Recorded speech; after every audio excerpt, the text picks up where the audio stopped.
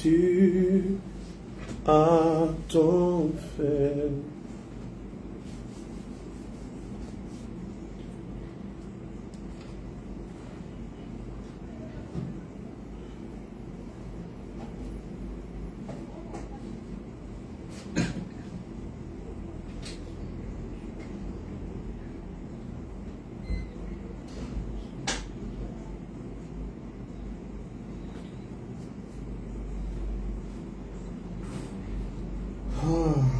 Gloire à Dieu.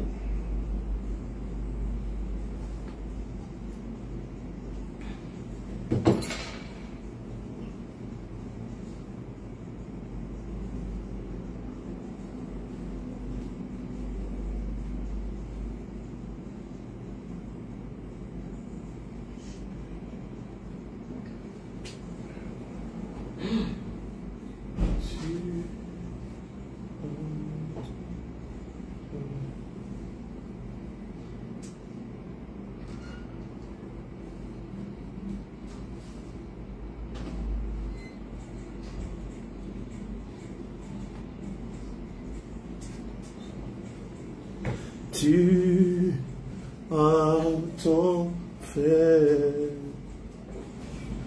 quand pour nous tout s'effondrait, et qu'à nos yeux tout était fini, tu as tant fait. Et nous sommes debout, parce que Seigneur, tu as tant fait. Ce soir, on va parler de choses vraiment spirituelles. Commençons déjà à bloquer.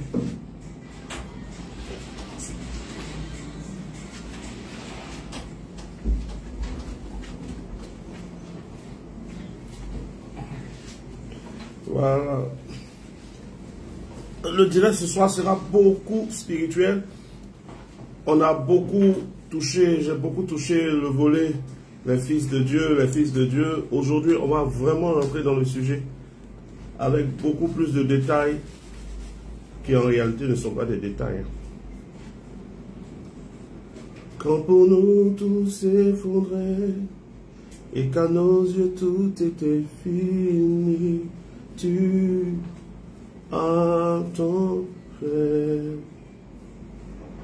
Et nous sommes debout, parce que Seigneur, tu as tant fait.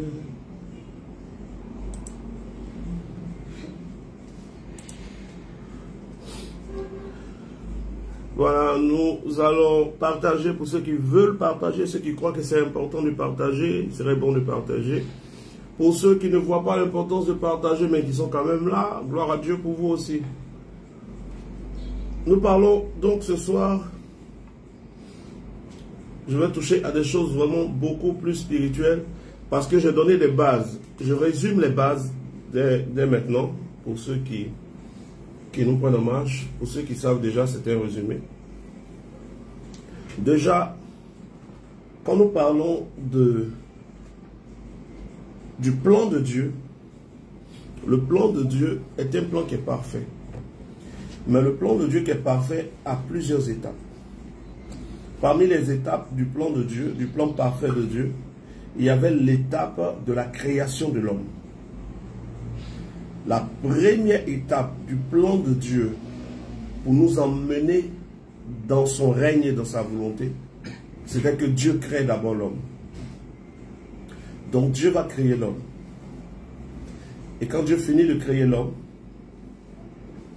la prochaine étape, c'est qu'il faut que l'homme se rende compte qu'il a un problème, que l'homme se rende compte qu'il a besoin de Dieu. Or, le besoin ne se crée pas sans situation. Donc, Dieu va mettre dans le jardin d'Éden l'arbre de la connaissance du bien et du mal. Et l'arbre de la connaissance du bien et du mal qui est mis dans le jardin d'Éden a été placé dans le jardin d'Éden pour révéler en l'homme quelque chose qui existait déjà. Je vous ai dit que le direct sera beaucoup plus spirituel. Ça veut dire qu'il y a des choses que je vais dire que si tu n'es pas très mature spirituellement, tu risques de ne pas comprendre. Mais au cas où tu ne comprends pas, prends au moins le temps, quand on va arriver aux questions, de poser les questions. Donc, je suis en train de parler du plan de Dieu. Pourquoi est-ce que je parle du plan de Dieu? Parce que c'est dans le plan de Dieu que Dieu agit. Dieu n'agit pas en dehors de son plan. Tout ce que Dieu fait, Dieu le fait parce que c'est dans son plan. Et nous allons voir un test. Un test qui est vraiment très simple, mais qui va nous permettre d'entrer dans la dimension de ce message. C'est un test que les gens ont beaucoup utilisé.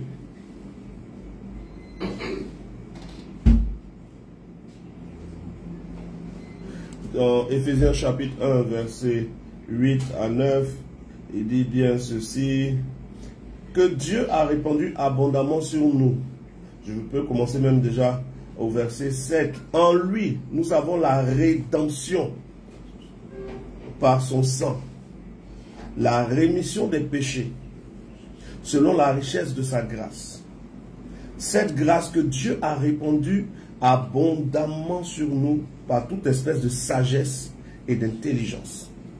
Et cette sagesse et cette intelligence nous faisant connaître le mystère de sa volonté. Ça veut dire que le mystère de la volonté de Dieu n'est possible que pour ceux qui ont reçu la sagesse et l'intelligence qui viennent du salut. Le mystère de la volonté de Dieu. En d'autres termes, quelqu'un qui n'a pas reçu l'intelligence et la sagesse qui viennent du Saint-Esprit ne peut pas comprendre le mystère. Le mystère de la volonté de Dieu. Ça veut dire que quelqu'un qui n'est pas né de nouveau ne peut pas marcher dans la volonté de Dieu. Donc, que Dieu a répandu abondamment sur nous par toute espèce de sagesse et d'intelligence. Nous avons tous reçu, nous tous qui sommes nés de nouveau, si tu t'es repenti, tu as été baptisé, tu as reçu le Saint-Esprit, tu as reçu un niveau de sagesse et un niveau d'intelligence qui n'est pas la sagesse humaine, qui n'est pas l'intelligence humaine. Il y a l'intelligence humaine, il y a la sagesse humaine. Non, ici on parle de l'intelligence spirituelle et de la sagesse spirituelle. Et cette intelligence spirituelle et cette sagesse spirituelle est ce qui nous permet de connaître le mystère de sa volonté. Je suis dans Éphésiens chapitre 1, je suis maintenant verset 9. Cette sagesse et cette intelligence nous fait connaître le mystère de sa volonté selon le bienveillant plan qu'il avait formé, que Dieu avait formé en lui-même, pour le mettre à exécution lorsque les temps seraient accomplis. De réunir toutes choses en Christ, dans les cieux, celles qui sont dans les cieux et celles qui sont sur la terre. Donc Dieu avait pour but de réunir toutes choses en Christ quand les temps seraient accomplis. Quand les temps, soulignez bien ce mot, quand les temps seraient accomplis. Ce soir, je suis en train de vous parler du plan mystérieux de Dieu révélé, mais pas révélé selon la religion, révélé selon l'Esprit de Dieu. Et vous pourrez vérifier. Donc, quand les temps seraient accomplis. Mais pourtant, regardez bien cette petite phrase. Quand les temps seraient accomplis. Quand les temps seraient accomplis. Maintenant, quand nous regardons Galates chapitre 4, verset 4, regardez que le même mot se répète. Il dit ici, mais lorsque les temps ont été accomplis, Dieu a envoyé son Fils, né d'une femme, né sous la loi, afin qu'il racheta ceux qui étaient sous la loi pour qu'ils deviennent fils. Donc, le mystère de Dieu était réservé au moment où les temps seraient accomplis. On vient de voir dans Éphésiens chapitre 1, verset 9, sa volonté, le mystère de sa volonté qui devra se révéler ou qui devrait se révéler quand les temps seraient accomplis. Donc, il y a une notion de temps accompli, de temps d'accomplissement. Et quand les temps ont été accomplis selon l'horloge de Dieu, selon Galates chapitre 4, verset 4, quand les temps furent accomplis, Dieu a envoyé son Fils. Donc pourquoi Jésus est venu? Jésus est venu accomplir le mystère qui devait s'accomplir dans le temps qui a été réservé par Dieu. Et quel est ce mystère? Le texte d'Éphésiens chapitre 1 verset 9 nous dit que Dieu voulait réunir les choses dans les cieux avec les choses sur la terre. Comment est-ce que cette volonté, c'est quoi cette volonté de réunir les choses des cieux avec les choses de la terre? Parce que beaucoup de gens, les religieux, les gens qui ne font que lire la Bible sans avoir le vrai esprit de Dieu, n'ont pas compris qu'à l'origine, Dieu a créé deux mondes. Le premier monde est appelé monde des esprits ou monde spirituel. Nous avons dit que ce direct sera très spirituel. Le premier monde est appelé monde des esprits ou monde spirituel. Le deuxième monde est appelé monde des physique ou monde des êtres humains. Mais le monde spirituel, qui est le monde des esprits, et le monde physique, où vont être les hommes, ont pour père une seule personne. Voici pourquoi dans le livre d'Hébreux,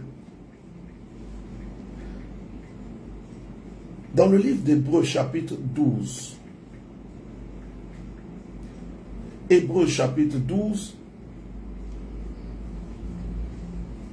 nous voyons comment Dieu est appelé.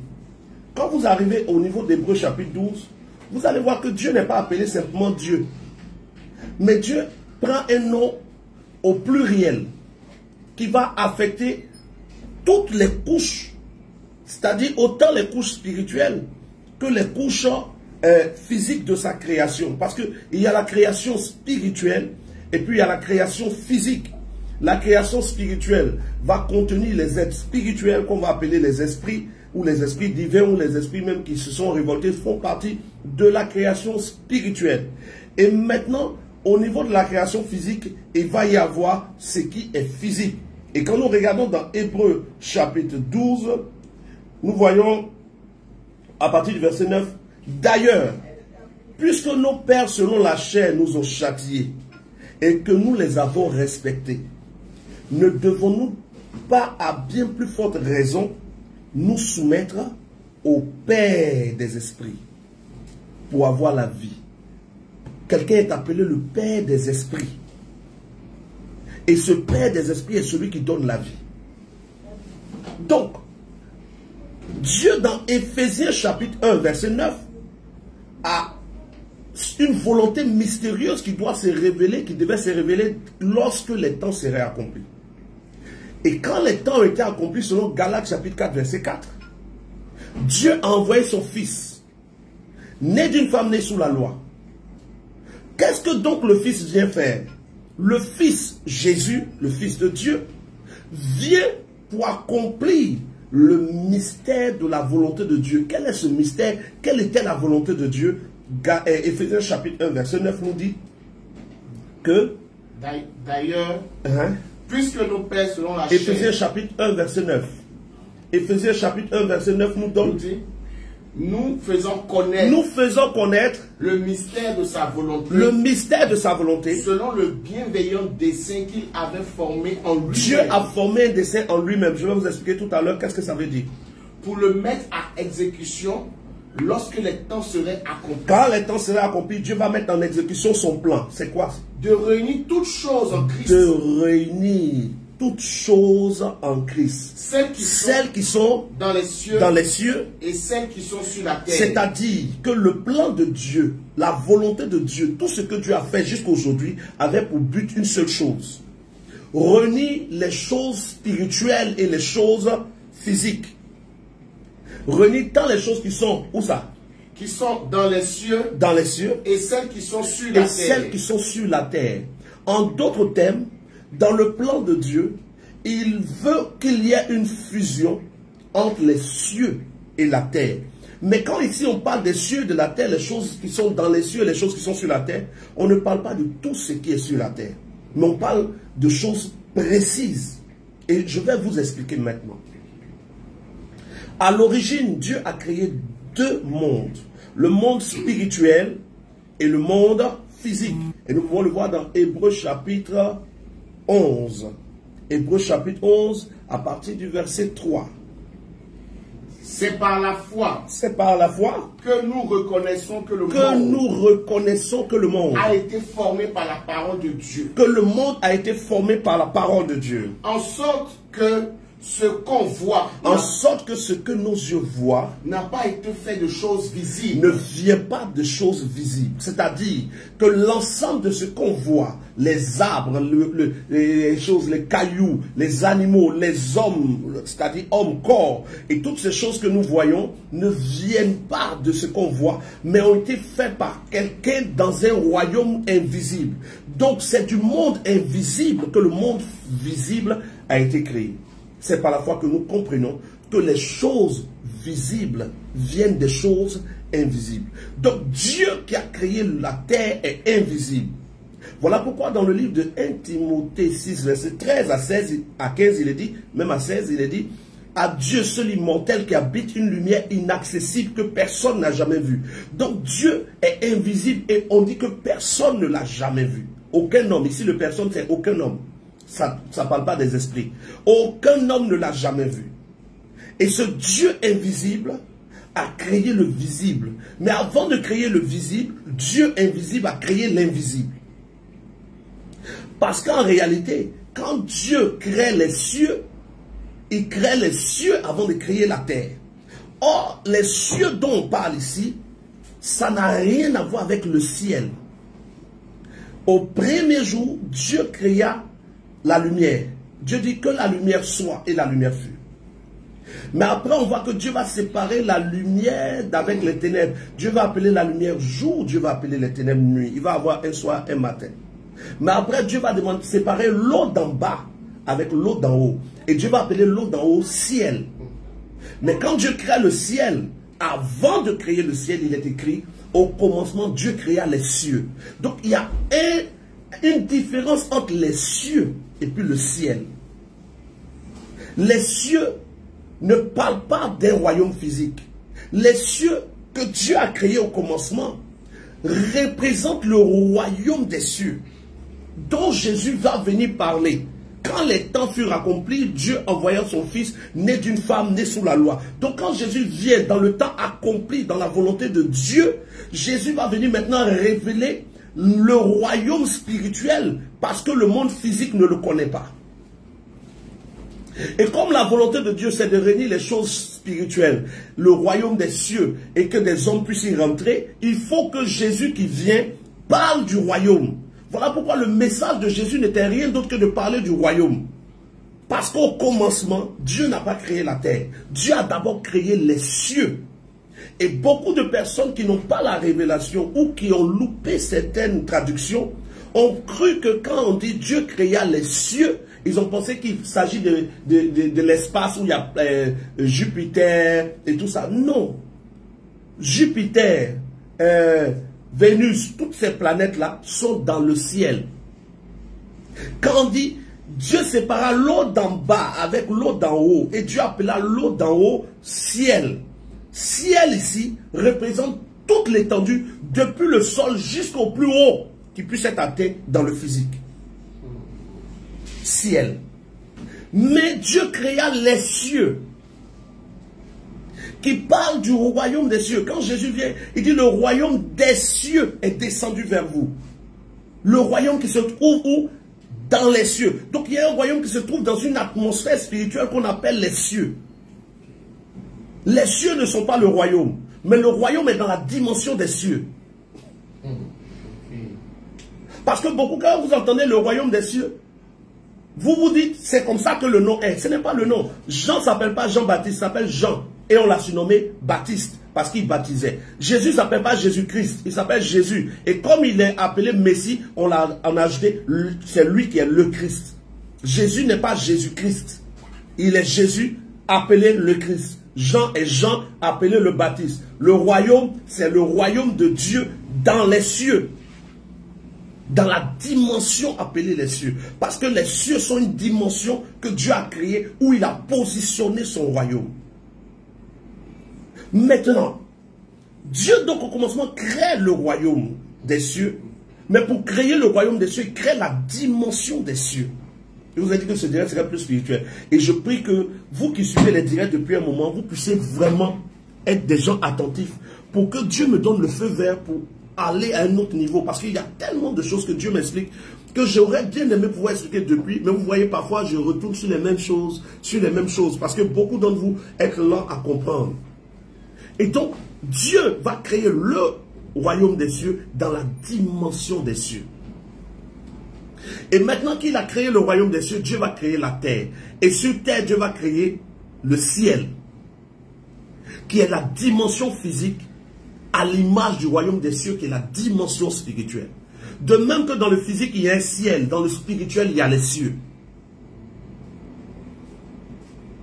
Et quand vous comprenez ça, vous comprenez que Dieu a créé un royaume spirituel qu'on appelle le royaume qui se trouve où? Dans les cieux. Parce que le lieu ne s'appelle pas royaume des cieux. Mais le royaume est localisé dans les cieux. C'est pour cela que quand Jésus vient, Jésus prêche le royaume localisé dans les cieux. Et c'est pour cela que quand les disciples de Jésus demandent à Jésus, comment devons-nous prier? Il dit, priez notre Père qui est dans les cieux. Parce que la localisation de Dieu se trouve dans les cieux. Or, si les cieux c'était les planètes, donc Dieu est dans les planètes. Ça n'a rien à voir avec les planètes. Notre Père qui est aux cieux. Le aux cieux ici parle d'une localisation. Un lieu où se trouve quelqu'un. Ce lieu d'où Jésus est sorti. Et Jésus dit, je retourne vers mon Père. Je monte vers mon Père, votre Père, vers mon Dieu, votre Dieu. Il y a un lieu localisé qui a été créé dès l'origine. Et quand je vais approfondir, je vais dire entre parenthèses à quelqu'un, comprenez ceci. Jésus dit dans Jean chapitre 17, verset 5, Père, glorifie-moi de la gloire que j'avais auprès de toi avant que le monde ne fût. Donc, Dieu a d'abord créé le royaume des cieux avant le royaume de la terre. Voilà pourquoi Jésus était avec le Père dans le royaume des cieux avant que le monde ne soit créé. Quand vous lisez le texte, vous avez l'impression qu'au commencement, Dieu créa les cieux et la terre. Vous avez l'impression que les deux sont créés en même temps. Non. Jésus dit, Père, glorifie-moi de la gloire que j'avais auprès de toi avant que le monde ne soit créé. Jésus était où? Avec le Père avant que le monde ne soit créé. Jean chapitre 1, verset 1. Au commencement était la parole était avec Dieu, elle était Dieu. Elle était avec Dieu au commencement et toutes choses vont être maintenant créées. Donc, avant de créer toutes choses, Dieu a positionné un royaume et dans ce royaume, Dieu s'est installé. Notre Père qui est aux cieux. Que ton nom soit glorifié, que ton règne vienne, que ta volonté soit faite. Notre Père qui est aux cieux. Jésus prêche le royaume des cieux. Et Dieu au commencement créa les cieux. Et donc quand Dieu finit de créer les cieux, Dieu va créer la terre. Mais je vais dire à quelqu'un quelque chose, je vous ai dit que c'est un direct qui est très spirituel. Et je prie que les bébés spirituels aient la grâce de Dieu, que les spirituels puissent comprendre et que les religieux se calment. Parce que quand Dieu finit de créer le royaume des cieux, il va s'écouler un nombre d'années que vous n'imaginez pas avant que Dieu ne crée la terre. Dieu ne crée pas la terre le lendemain d'avoir créé les cieux. Non. Dieu crée le royaume des cieux. Dieu crée les êtres du royaume des cieux. Dieu va habiter au milieu d'eux. Dieu va exister avec eux, ils vont exister avec lui.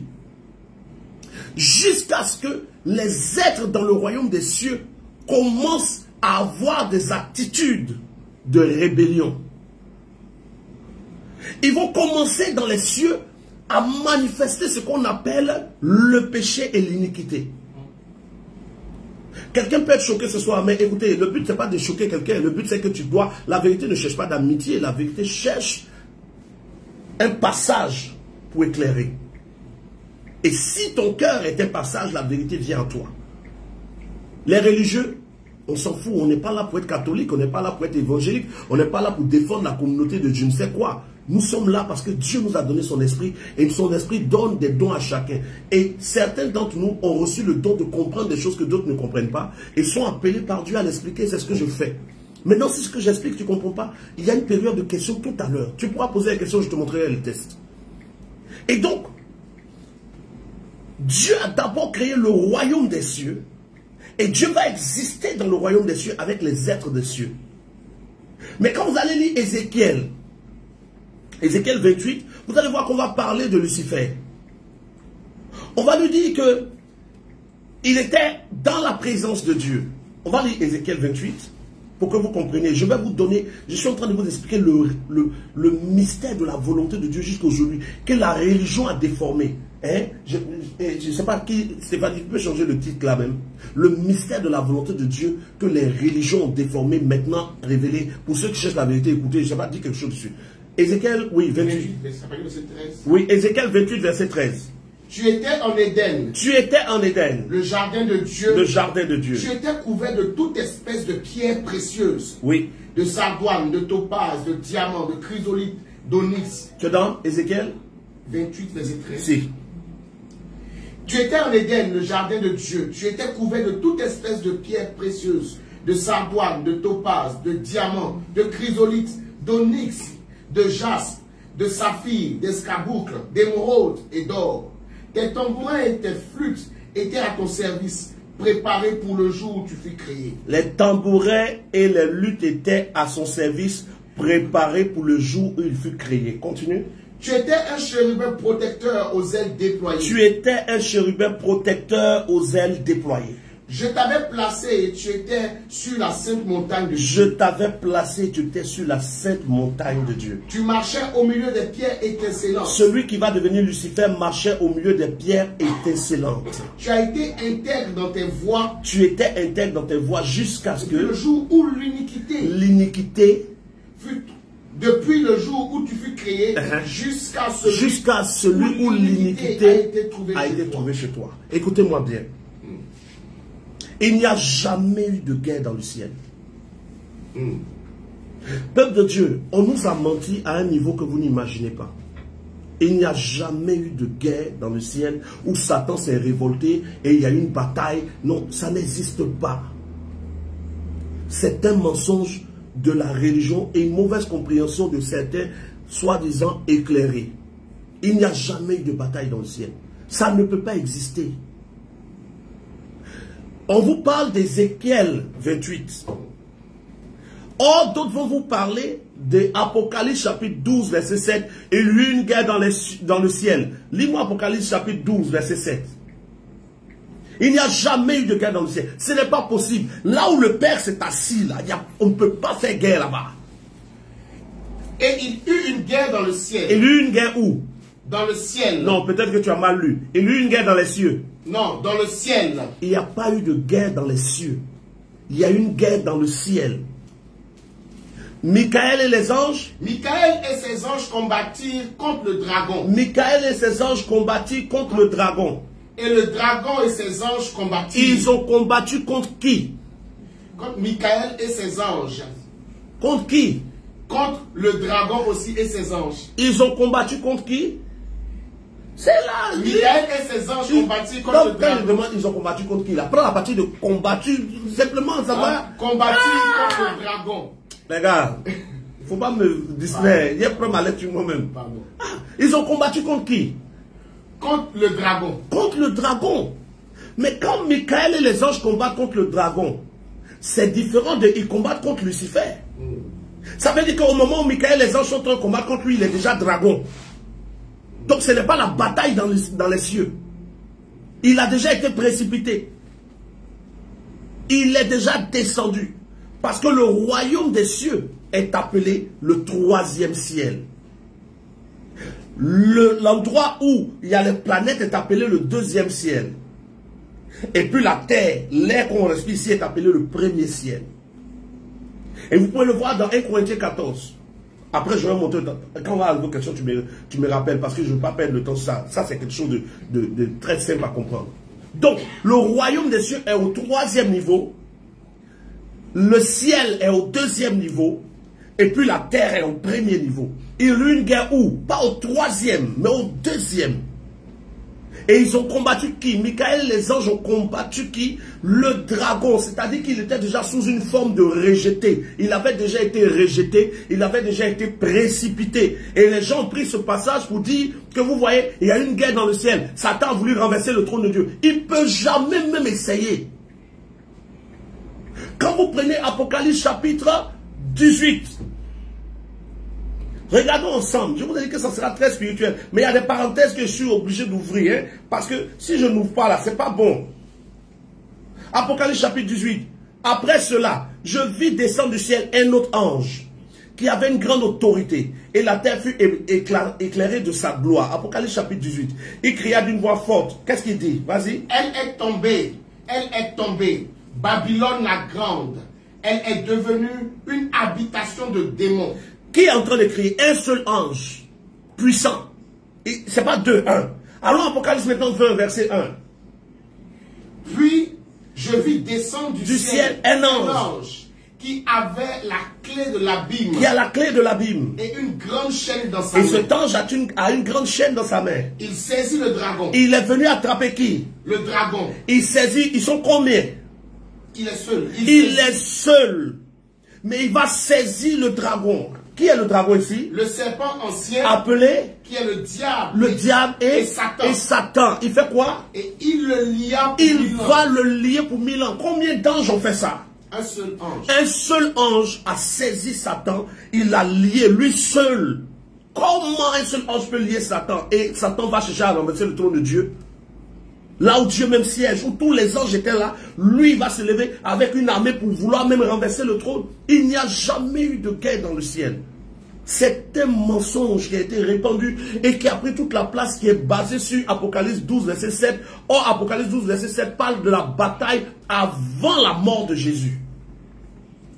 Au moment où Michael et les anges sont en train de combattre contre le dragon, Jésus est déjà sur terre. Vérifions ensemble, avant que je ne revienne sur le thème même, mais c'est une parenthèse importante. Revenons sur Apocalypse chapitre 12, verset 1, avant d'arriver au verset 7. Apocalypse chapitre 12, verset 1. Oui. Un grand signe parut dans le ciel. Un grand signe parut dans le ciel. Une femme enveloppée du soleil. Une femme enveloppée du soleil. La lune sous ses pieds et une couronne de 12 étoiles sur sa tête. Oui. Elle était enceinte. La femme était enceinte. Qui est cette femme? Un grand signe parut dans le ciel. Je vous ai dit que le diable c'est très spirituel. Hein. Désolé pour toi qui... Bon. Un grand signe parut dans le ciel. Une femme enveloppée du soleil. Un grand signe parut où? Dans le ciel. Pas dans les cieux. Voilà pourquoi au début du direct, je vous ai bien défini les cieux et le ciel. Les cieux, c'est la demeure de Dieu. Le ciel, c'est la dimension des hommes. Un grand signe parut dans le ciel. Une femme enveloppée du soleil, la lune sous ses pieds et une couronne de 12 étoiles sur sa tête. Quelle est cette femme qui est enceinte? Les gens vous diront cette femme est une image de Marie. Mais ce n'est pas la vérité. Ici, cette femme est l'image d'Israël.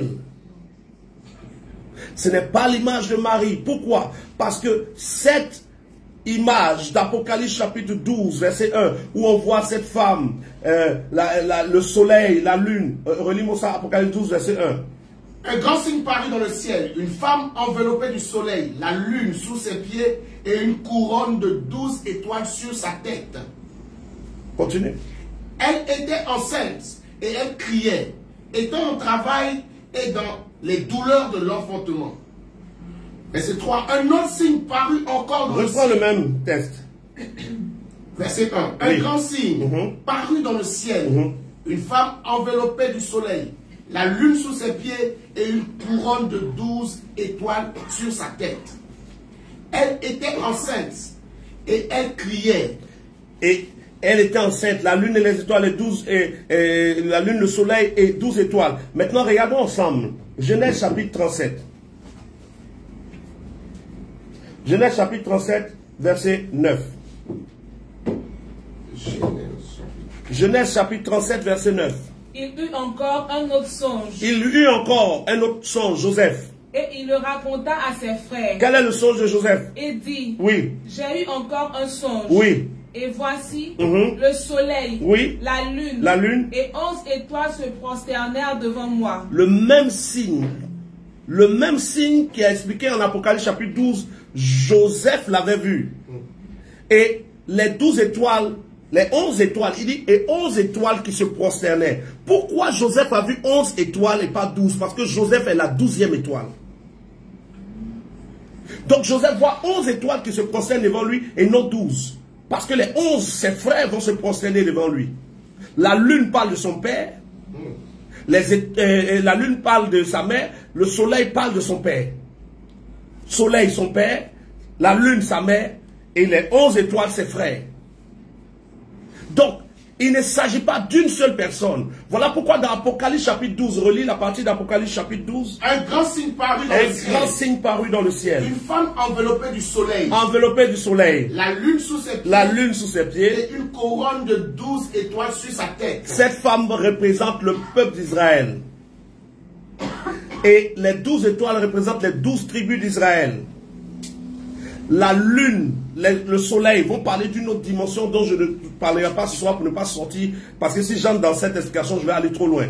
Mais comprenez que ça parle du peuple d'Israël. Parce qu'ici on parle de 12 étoiles. On sait que selon Genèse chapitre 25, non 37, verset 9, que Joseph a vu 12 étoiles, 11 étoiles qui parlent de ses frères. Donc, quand nous voyons Apocalypse chapitre 12, verset 1, nous comprenons qu'ici, il ne s'agit pas juste de Marie, mais il s'agit du peuple d'Israël et des 12 tribus d'Israël. Revenons à Genèse chapitre 12. Et donc, dès qu'il voit cette femme est enceinte, parce que le Messie sortira d'Israël. Et donc, la nation est enceinte. De manière personnifiée, c'est Marie qui est enceinte. De manière imagée dans le spirituel, c'est la nation qui est enceinte du Messie. Et donc, elle est enceinte. Verset 2. Et elle criait, étant travaillée dans les douleurs de l'enfantement. Un autre signe parut encore dans le ciel. Et voici, c'était un grand dragon qui représente maintenant Satan. Rouge, ayant 7 têtes et 10 cornes. Et sur ses têtes, 7 diadèmes. Sa queue entraînait le tiers des étoiles du ciel et les jetait sur la terre. Le dragon se tint devant la femme qui allait enfanter afin de dévorer son enfant. Le dragon va se tenir devant la femme. Le dragon va se tenir en Israël pour chercher à tuer l'enfant en Israël. Et ce dragon va se personnifier en Hérode qui va tuer tous les premiers-nés. Et pendant qu'il attend pour espérer tuer l'enfant, voici ce qui va se passer. Le dragon se tient devant la femme qui allait enfanter afin de dévorer son enfant. Je précise que le thème, c'est le mystère de Dieu. Je suis en train d'expliquer. Il y a des parenthèses que je mets qui sont très importantes. Et il voulait dévorer l'enfant lorsqu'elle aurait enfanté. Elle enfanta, Israël va enfanter le Messie. Car, dans Jean chapitre 4, Jésus dit, vous adorez ce que vous ne connaissez pas, nous adorons ce que nous connaissons, car le salut vient des Juifs. C'est-à-dire le Messie est venu d'Israël. Et c'est ce qui est dit ici. Elle enfanta un fils. D'Israël va sortir le Messie que Moïse avait annoncé dans Deutéronome 18. Dieu suscitera du milieu de vos frères. Pas Dieu suscitera seulement d'une femme. C'est vrai qu'il y a des prophéties qui annoncent de quelle femme il va sortir. Mais avant les prophéties qui parlaient de la Vierge qui va tomber enceinte, des prophéties avaient parlé d'Israël de laquelle sortirait le Messie. Donc Dieu suscitera du milieu de vos frères un autre prophète comme moi. Écoutez-le. Donc Israël va enfanter celui qui est la voix du salut. Et elle enfanta un fils qui doit paître toutes les nations avec une verge de fer. Et son enfant fut enlevé vers Dieu et vers son trône. Et la femme s'enfuit dans le désert. Maintenant, quand on parle de la femme s'enfuit dans le désert, on va personnifier maintenant le témoignage pour cibler Marie. Quand on parlait de 12 étoiles, on parlait de la nation d'Israël. Maintenant, quand on va parler dans la pratique, on va maintenant cibler Marie. Quand Marie finit de mettre Jésus au monde, à cause d'Hérode, Joseph va recevoir la révélation d'un ange qui lui dit fuis avec l'enfant. Et ils vont fuir pour aller vers l'Égypte dans le désert. Et ici il est précisé, elle s'enfuit dans le désert où elle avait un lieu préparé par Dieu, afin qu'elle fût nourrie pendant 1260 jours. Et il y eut guerre dans le ciel, Michael et les anges. Donc c'est après la naissance de Jésus sur terre qu'il y eut guerre dans le ciel. Donc Apocalypse chapitre 12 verset 7 ne parle pas d'une guerre qui a existé avant la création du monde qui a fait naître Satan. C'est faux. Cette guerre n'a jamais existé. La guerre d'Apocalypse 12 ne parle pas de la guerre. Voici pourquoi ne parle pas de la guerre dans le ciel, mais ça, dans les cieux, mais ça parle de la guerre dans le ciel. Voici pourquoi Apocalypse chapitre 12, regardons ensemble. Apocalypse chapitre 12, verset 11. Regardez le verset 11 qui montre clairement que c'était une erreur de penser que Satan peut faire guerre dans les cieux. Il peut... Il faut lire le verset 11. Ils l'ont vaincu à cause du sang de l'agneau. Comment ils peuvent le vaincre à cause du sang de l'agneau si l'agneau n'est pas déjà mort?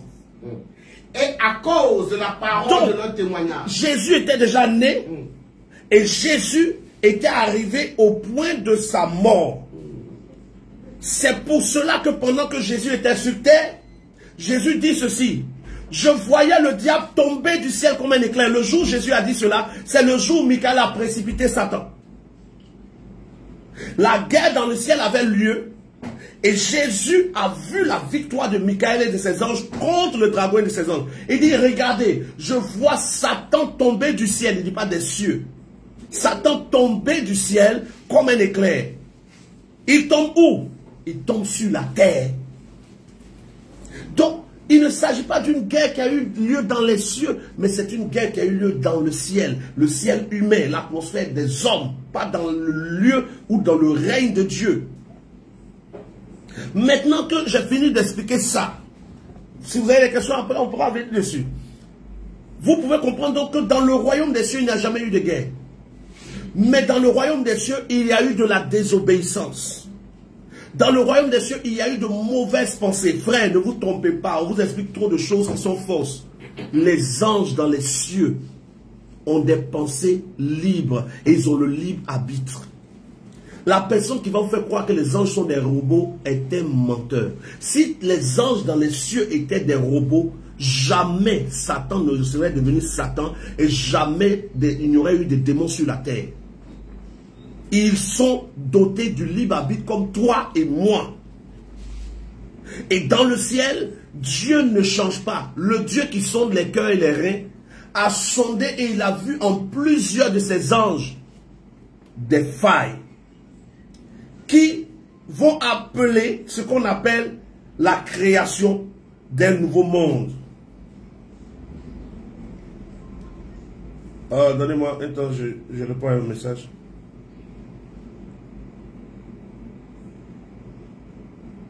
Qui va appeler la création d'un nouveau monde. Dieu donc a remarqué, avant de créer la terre, il s'est écoulé des années, des milliers d'années. Dieu était dans le royaume des cieux avec les anges. Et parmi les anges, Dieu va voir ce qu'on appelle de la rébellion, c'est-à-dire le désir d'être indépendant de Dieu. Et on le voit ici dans le livre de Job. Job chapitre 4, verset 18. Job 4, verset 18. Si Dieu n'a pas confiance en ses serviteurs, s'il trouve de la folie chez ses anges. Il trouve de la folie chez ses anges. Parce que chez les anges, Dieu a trouvé de la folie. C'est la folie d'habiter dans le ciel et de vouloir être indépendant de Dieu pendant que vous êtes dans un royaume extraordinaire. Et ils vont se rébeller. Ils vont commencer à avoir des attitudes que Dieu va discerner. Dieu va discerner en eux le mal, l'envie d'être indépendant. Et Dieu va prendre une décision. Dieu va créer la terre. Et Dieu va dire aux êtres dans les cieux, faisons l'homme à notre image. Sauf qu'en créant l'homme, je vais le créer physique. Et je vais le créer dans un monde différent du monde où vous avez été créé. Parce que tout fils de Dieu dans les cieux, les êtres dans les cieux là, quand eux désobéissent, il n'y a pas de repentance, il n'y a pas de salut. Quand on te chasse, c'est fini. Donc au commencement, Dieu a créé le royaume des cieux et les êtres des cieux. Et quand il a vu en ces êtres des cieux des failles de désobéissance, Dieu a créé la terre et les fils de Dieu sur terre. Donc Dieu va créer deux royaumes, un royaume qu'on appelle le royaume des cieux avec les fils de Dieu dans les cieux, et il va créer un royaume sur terre avec des fils de Dieu sur terre. Regardons dans Luc 4. Luc chapitre 3. Luc chapitre 3. Regardons précisément au verset, donnez-moi. Luc chapitre 3. Verset 38. Fils d'Énos, fils de Seth, fils d'Adam. Adam est appelé fils de Dieu. Adam est appelé fils de Dieu. Mais quand vous prenez Genèse chapitre 6, Genèse chapitre 6 verset 1. Lorsque les hommes eurent commencé à se multiplier. Lorsque les hommes eurent commencé à se multiplier sur la face de la terre. Et que des filles leur furent nées. Les fils de Dieu virent que les filles des hommes étaient belles. Les fils de Dieu virent que les filles des hommes étaient belles et ils vont faire quoi? Et ils prirent pour femmes parmi toutes celles qui sont descendus pour chercher des femmes. Mais ces anges, ces êtres dans les cieux qui sont descendus sont appelés comment? Des fils de Dieu. Luc chapitre 3 verset 38, Adam est appelé comment? Fils de Dieu. Adam est appelé fils de Dieu. Qu'est-ce que Dieu a donc fait? Dieu a créé des fils de Dieu dans les cieux. Et Dieu va créer des fils de Dieu sur terre. Les fils de Dieu dans les cieux sont immatériels, sont du domaine spirituel. Les fils de Dieu sur terre sont spirituels, mais mis dans des corps charnels. Et de même que Dieu a éprouvé les fils de Dieu dans les cieux, en leur donnant l'occasion d'avoir le libre arbitre, pour qu'ils montrent dans leur esprit leur tendance à l'obéissance ou à la désobéissance, Dieu va mettre dans le jardin d'Éden un arbre qu'on appelle l'arbre de la connaissance du bien et du mal, qui a été mis là pour que Adam prouve qu'il est capable de se soumettre à Dieu, lui et Ève. Dès que Adam et Ève ont pris le fruit de l'arbre de la connaissance du bien et du mal qu'ils ont mangé, ils ont attesté en même temps de leur envie d'être aussi indépendants. Et de même que les êtres dans les cieux, en qui Dieu a vu le désir d'être indépendant, Dieu les a chassés du ciel. De même, Adam et Ève vont être chassés du jardin d'Éden. Voici pourquoi vous allez vous rendre compte qu'on ne cite jamais les fruits des démons dans la Bible, mais on cite les fruits de la chair. Pourquoi? Parce que l'attitude des hommes désobéissant à Dieu est égale à l'attitude des anges désobéissant à Dieu. De même que les anges ont été désobéissants et que Dieu les a chassés, les hommes ont été désobéissants, Dieu les a chassés. Ce qui est humain devient démoniaque. Tout ce qui est humain pour désobéir à Dieu équivaut à tout ce qui est démoniaque.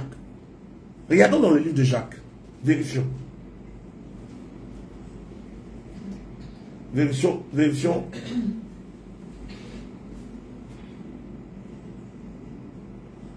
On est dans Jacques chapitre 3, verset 14. Regardons bien si ce que je dis est juste. Jacques chapitre 3, verset 14. Mais si vous avez dans votre cœur, un zèle amer et un esprit de dispute, ne vous glorifiez pas et ne montez pas, contre la vérité. Verset 15. Jacques chapitre 3, verset 15. Cette sagesse n'est point celle qui vient d'en haut, mais elle est terrestre, c'est-à-dire de la terre. Ensuite, c'est-à-dire humaine, c'est-à-dire ensuite diabolique. On associe terrestre, charnel et diabolique. Donc on n'a pas besoin même de citer les fruits des démons, parce que tout ce qui est terrestre, charnel est diabolique. C'est équivalent. Voilà pourquoi j'ouvre une grosse parenthèse. Aucun démon de mort ne peut rentrer dans la vie de quelqu'un qui n'a pas des attitudes de mort. Les démons n'entrent dans la vie que de ceux qui leur ressemblent. Parce que de même qu'ils ont été chassés des cieux, nous qui avons été rejetés à cause d'Adam qui est sorti du jardin, toute personne qui manifeste une désobéissance à Dieu va rencontrer les esprits qui sont pareils à lui. Et même si on vient prier pour toi, pour dire à l'esprit sors, même s'il sort, il va revenir tant que ton cœur ne change pas. Aucun démon ne rentre là où quelque chose ne lui ressemble pas. Voilà pourquoi Jésus dit ceci. Le prince de ce monde vient, mais il n'a rien en moi. Jésus ne craignait pas le prince du monde, parce qu'en Jésus, il n'y avait rien que le prince du monde peut prendre. Mais si un esprit de mensonge vient quelque part, que tu pratiques le mensonge, il peut rentrer dans ta vie. Parce que vous êtes identiques. On ne cite pas les fruits des démons dans la Bible, on cite les fruits de la chair. Donc dès que la chair manifeste quelque chose, qu'un démon se reconnaît dedans, il peut rentrer dans ta vie. Voilà pourquoi dans le livre de Philippiens chapitre 4 verset 8, on dit que tout ce qui est pur, que tout ce qui est digne d'approbation, que tout ce qui est saint, que tout ce qui est louable soit l'objet de vos pensées.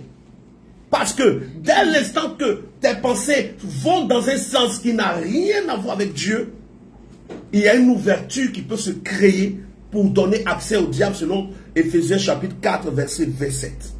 Si vous vous mettez en colère, ne péchez point, ne donnez pas accès au diable. Aucun démon ne rentre là où quelque chose ne lui ressemble pas. Tu ne veux pas que dans ton travail il y ait des esprits de mort. Tu ne veux pas que dans ta maison il y ait des esprits de mort. alors ton attitude ne doit jamais aller dans ce sens. Quel que soit ce qui arrive, tes paroles doivent confesser la vie. Ton attitude doit confesser l'espoir. Parce que dès que tu commences à t'abattre, eux, ils aiment cette atmosphère. Ils vont commencer à s'approcher. Écoutez, lorsque la lumière brille dans les ténèbres ne peuvent la supporter. Mais quand la lumière perd de sa clarté, la pénombre s'approche. Donc au fur et à mesure que tout ce qui est pur commence à quitter ta tête, tu commences à t'abattre, je suis rien, moi-même je te... Pendant que ces pensées t'envahissent, eux ils se rapprochent. Jusqu'à ce que tu te dises, moi-même j'attends la mort. Dès que tu rentres dans cette attitude, l'esprit de mort se dit, voilà un client, il descend sur toi. Or Dieu ne se manifeste pas là où il n'y a pas de lumière. Donc quand tu crées tes ténèbres, tu rentres dans la vallée de l'homme de la mort. Et dans la vallée de l'homme de la mort, Dieu peut te secourir, mais Dieu ne te secoue pas en allant te visiter. Il dit ta houlette, ton bâton me réconforte. Il dit pas ta présence me réconforte. Il dit ta houlette. Or, la houlette et le bâton du berger peuvent être quelque part sans que le berger ne soit là. Parce que pour que tu sortes de la vallée de l'homme de la mort, Dieu n'entre pas dans la mort. Dieu ne va pas entrer dans les ténèbres. Dieu va te parler. C'est la parole qu'on va te prêcher, que tu dois accepter pour sortir. Tes pensées doivent changer. Voilà pourquoi dans 2 Corinthiens chapitre 10, verset 3 à 5, il est écrit, si nous combattons selon la chair, les armes avec lesquelles nous combattons ne sont pas charnelles, mais elles sont spirituelles par la vertu de Dieu, pour renverser les raisonnements. Nous renversons toute pensée et toute hauteur qui s'élève contre la connaissance de Dieu par Christ. Et nous emmenons toute pensée captive à l'obéissance. Parce que c'est des forteresses. Si tu as accepté la pensée de la mort, tu as accepté la pensée que tu n'es rien, tu as accepté la pensée que tu vas échouer, tu as accepté la pensée que voilà une autre année qui arrive, ça la même, qu'est-ce que ça va? Toutes ces pensées que tu as acceptées, Dieu ne peut pas t'en délivrer. Il y a une seule chose que Dieu peut utiliser pour te délivrer. Vous connaîtrez la vérité et la vérité vous affranchira. Parce que dans les ténèbres où tu rentres par tes pensées, seule une parole peut rentrer. Et si la parole qui rentre dans tes ténèbres, tu ne l'acceptes pas, tu restes dans les ténèbres. Tu vas dire non, je veux que Dieu vienne. Seigneur, pitié de moi. Regarde les pensées que j'ai. Quelle que soit la prière que tu vas faire monter, c'est seulement la parole que tu acceptes qui peut te délivrer. C'est seulement la parole que tu acceptes qui peut te délivrer. Beaucoup de gens sont entrés dans la vallée de l'ombre de la mort. Jusqu'aujourd'hui, il y a plein de chrétiens qui sont découragés. Frère, le découragement ne fait pas partie des fils de Dieu. Je vais venir dessus tout à l'heure. Parce qu'un vrai fils de Dieu sait que Jésus est notre modèle. Comment Jésus, le fils de Dieu, qui a été envoyé par Dieu pour être notre modèle, a pu être frappé, a pu être flagellé, a pu être insulté, et il n'a pas laissé sa mission, il allait jusqu'au bout. Et nous aujourd'hui, au lieu de s'armer d'une pensée de combat, d'une pensée de bataille, d'une pensée de persévérance, à la moindre chose on est découragé, à la moindre chose on est abattu, à la moindre chose, écoutez, on vous a prêché un évangile où on vous dit que Jésus a tout payé pour vous, c'est faux. Jésus n'a pas tout payé. Jésus a montré l'exemple et il a tracé le chemin. Dans Apocalypse chapitre 1, Apocalypse chapitre 2, Jésus dit, au vainqueur je donnerai, au vainqueur je donnerai. Un vainqueur c'est qui? C'est quelqu'un qui a pris la victoire sur quelque chose. Jésus nous a montré l'exemple. Jésus nous a donné tout ce qui est nécessaire à la vie et à la piété. Si tu ne prends pas ce que Jésus t'a donné, si tu ne commences pas à croire pour manifester, en disant Jésus a payé, je n'ai rien à faire, tu vas te perdre. Tu vas te perdre.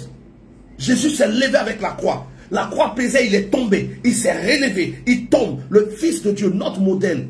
Flagellé, rejeté, homme de douleur, habitué à la souffrance. Et les disciples de Jésus ont demandé à Jésus, nous voulons être à ta droite et nous voulons être à ta gauche. Il dit, est-ce que vous pouvez boire la coupe que je boirai? Oui, vous la boirez. Parce que vous aussi, vous allez passer par des choses terribles. Ils sont morts, décapités, tête en bas, crucifiés, tête en bas, sciés. Ils ont vécu des choses pas possibles. Pendant que Jésus quand même était mort, ils sont passés par des choses terribles. Aujourd'hui, un petit truc t'arrive, on a parlé un peu sur toi, au travail on t'a crié dessus, tu es dans tous tes états, tu veux te tuer, parce que vous n'avez rien compris au vrai évangile. Il n'a pas payé pour nos épreuves, oui, il a payé, il est mort à la croix pour les péchés, mais il n'a pas payé pour nos épreuves. Nous traverserons nos épreuves. Et les chrétiens aujourd'hui ont un évangile où c'est la facilité. Je dis amen, je possède. Je dis amen, je reçois. Non. Non. Armez-vous des pensées qui étaient en Jésus. Philippiens chapitre 2 verset 5. Ayez en vous les sentiments qui étaient en Christ, lequel existant en forme de Dieu n'a point regardé être semblable à Dieu, mais il allait jusqu'à la mort sur la croix. Il va le supporter. Il affronte ses épreuves. Les enfants de Dieu aujourd'hui sont faibles. Faibles en face de l'adversité. faibles en face de leurs ennemis. Dieu n'était-il pas avec Israël? Dieu était avec Israël, mais Goliath s'est arrêté. On a bloqué mon Facebook, on m'a fait ceci. Goliath peut s'arrêter. Mais devant qui Goliath s'est arrêté? Toi, qui es-tu? Tu es dans ton lit, en train de toujours murmurer. Oui, ma chérie, il y a telle soeur, regarde celle-là, on a commencé ensemble, regarde aujourd'hui, et moi. Tu n'as rien compris. Quel spermatozoïde qui court en regardant celui qui est à côté? Si tu es rentré dans ce monde, c'est que parmi 1 million de spermatozoïdes, c'est toi qui as couru plus vite. Qui est la loi de la vie. On vient sur terre, pas pour se comparer à quelqu'un, mais parce que Dieu nous fixe des objectifs qu'on cherche à atteindre. Et beaucoup de personnes sont aujourd'hui abattues. Beaucoup de personnes sont fâchées contre Dieu. Beaucoup de personnes, ma vie n'évolue pas. J'ai fait quoi à Dieu? Tu as fait quoi à Dieu? Comment? Tu t'es fait quoi toi-même? Tant que l'avion qui est plus lourd que l'homme pourra voler, personne ne pourra m'empêcher d'évoluer. Pourquoi je le dis? Parce que comment un avion qui pèse des tonnes peut être en l'air pendant qu'un homme qui pèse moins ne n'arrive pas à voler? Simplement parce que quelqu'un a réfléchi comment faire voler le solide. Tant que devant tes obstacles, tu n'as pas compris qu'il y a forcément une solution. Selon 1 Corinthiens chapitre 10, Dieu ne permet aucune épreuve qui soit au-dessus de tes forces. Tant que tu n'as pas compris ça, tu vas toujours te lamenter. Quand une épreuve vient d'être, c'est pour toi être abattu. Une situation vient d'être, c'est pour toi un découragement. Pendant que les fils de Dieu, devant une épreuve, se disent, voici l'équation que le Père m'envoie. Oh, toi, tu es abattu. Israël est sorti de l'Égypte, il y a la mer Rouge. Pendant qu'eux, ils sont en train de murmurer, Dieu dit à Moïse, ouvre la mer Rouge. Pharaon court derrière. Ils sortent de là, il n'y a pas d'eau. On dit, touche le rocher. Il n'y a pas de nourriture. Les cas, ils viennent. Il y a toujours une solution pour ceux qui ont compris qui est Dieu. Pour ceux qui ont compris que, quel que soit ce qui m'arrive, il y a quelqu'un qui est dans ma vie. Dieu est dans ma vie. Les choses ne peuvent pas m'arriver au hasard. Je ne suis pas une personne du hasard. Je suis une personne du royaume des cieux. Je ne suis pas une personne du ciel. Le royaume des cieux est gouverné par une lumière qui existe avant la création du jour. Au commencement, Dieu créa les cieux et la terre. Dieu dit que la lumière soit et la lumière fut. Dieu a créé la lumière avant de créer le soleil. Le soleil est pour le ciel, la lumière pour les cieux. Donc je ne marche pas dans l'horloge du soleil parce que l'horloge des hommes est basée sur le soleil. Le temps de Dieu est basé sur la gloire de Dieu. Et beaucoup de chrétiens regardent le temps. Mon âge avance, je n'ai pas eu ceci. Telle là, elle a une voiture aujourd'hui. Moi, je suis là depuis. Tant que tu te compares, quel spermatozoïde qui se retourne? Chacun court. Il y a toujours une solution. Pour ceux qui sont fils de Dieu qui ont compris que leur vie n'est pas guidée par Lucifer. Leur vie n'est pas guidée par les circonstances. Parce que Dieu, notre Dieu, est le maître des temps et des circonstances. Si dans mes circonstances un problème suivait, c'est que Dieu a permis. Parce que je refuse de confesser que c'est Satan qui a permis. Satan peut être à la base, mais il n'est jamais l'auteur. Parce que dans ma vie, ce qui arrive, c'est que Dieu a permis. Et pourquoi il a permis, je trouverai pourquoi. Si je ne trouve pas, j'entrerai en prière. Si j'entends en prière que je ne trouve pas, j'entrerai en jeûne. Si j'entends en jeûne, je ne trouve pas, j'irai voir un homme de Dieu. Mais Dieu me verra ne pas baisser les bras. Parce qu'au vainqueur, on donne la manne cachée. C'est-à-dire, Dieu sait qu'il y aura des combats. Dieu sait qu'il y aura des situations. Et que nous ne devons pas fuir. Et Jésus n'a pas fui. Donc, quand les êtres dans les cieux se sont révoltés et qu'ils ont été chassés, ils ont été chassés parce qu'ils ont utilisé mal leur libre arbitre. Et quand Dieu crée Adam et lui met l'arbre de la connaissance du bien et du mal, Adam aussi va mal utiliser son libre arbitre, Adam va être chassé. Et dans Jacques, on vient de voir que tout ce qui est terrestre, charnel et démoniaque. Parce qu'il n'y a pas les œuvres des démons dans la Bible, mais il y a les œuvres des hommes. Les œuvres de la chair, dans Galates. Parce que les démons vont se nourrir des œuvres de la chair, puisque les œuvres de la chair et les œuvres des démons sont pareilles, c'est de la désobéissance ou la mauvaise utilisation du libre arbitre. Donc, dès l'instant que les fils de Dieu dans les cieux, certains ont désobéi et ont été chassés. Fils de Dieu sur terre appelé Adam a désobéi, il a été chassé.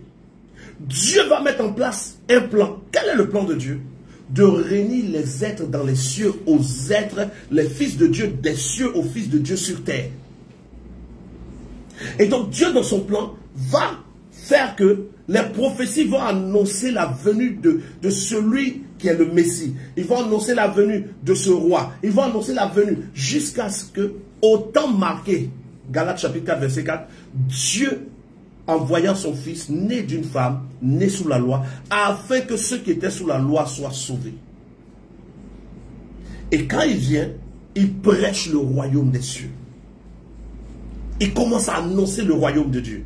Et il dit, vous pouvez rentrer dans le royaume de Dieu. Quel est le but de Dieu? C'était de tout réunir en Christ, les choses dans les cieux et les choses sur la terre. Les réunir où? Dans un seul royaume. Que nous devenons tous membres d'un seul royaume, ayant Dieu pour Père. Ça, c'était l'objectif de Dieu et c'est l'objectif de Dieu aujourd'hui. Voilà pourquoi dans Romains chapitre 8, verset 29, il est écrit, ceux que Dieu a connus d'avance, il les a aussi prédestinés à être à l'image de son fils Jésus, afin que Jésus soit le premier-né de plusieurs frères. C'est-à-dire Jésus ne sera pas le seul fils, mais il y aura plusieurs sur terre qui vont devenir fils comme Jésus et qui vont marcher comme Jésus. Et voilà pourquoi dans Jean chapitre, je crois, chapitre 8, Jésus dit que si le grain de blé qui tombe en terre ne meurt, il reste seul. Mais si le grain de blé qui tombe en terre meurt, il produit beaucoup de fruits. Il parlait de sa mort pour dire que si moi qui ai été envoyé, je passe par la mort, je ressuscite, ma résurrection va donner aux gens de croire. Et quand ils vont croire, ils vont appliquer la parole. Et quand ils vont appliquer la parole, eux aussi deviendront des fils de Dieu remplis du Saint-Esprit. Qu'est-ce que je suis en train de dire à quelqu'un? Qu'il y a un plan de Dieu qui est extraordinaire et merveilleux. Au point où les gens de l'Ancien Testament, selon 1 Pierre chapitre 3, ont fouillé dans les écrits afin de voir la gloire qui arrivait. Et il leur fut révélé que ce n'était pas pour eux, mais pour nous. Quelle est cette gloire? C'est la venue de celui qui est le royaume. C'est-à-dire le Saint-Esprit venant habiter en nous.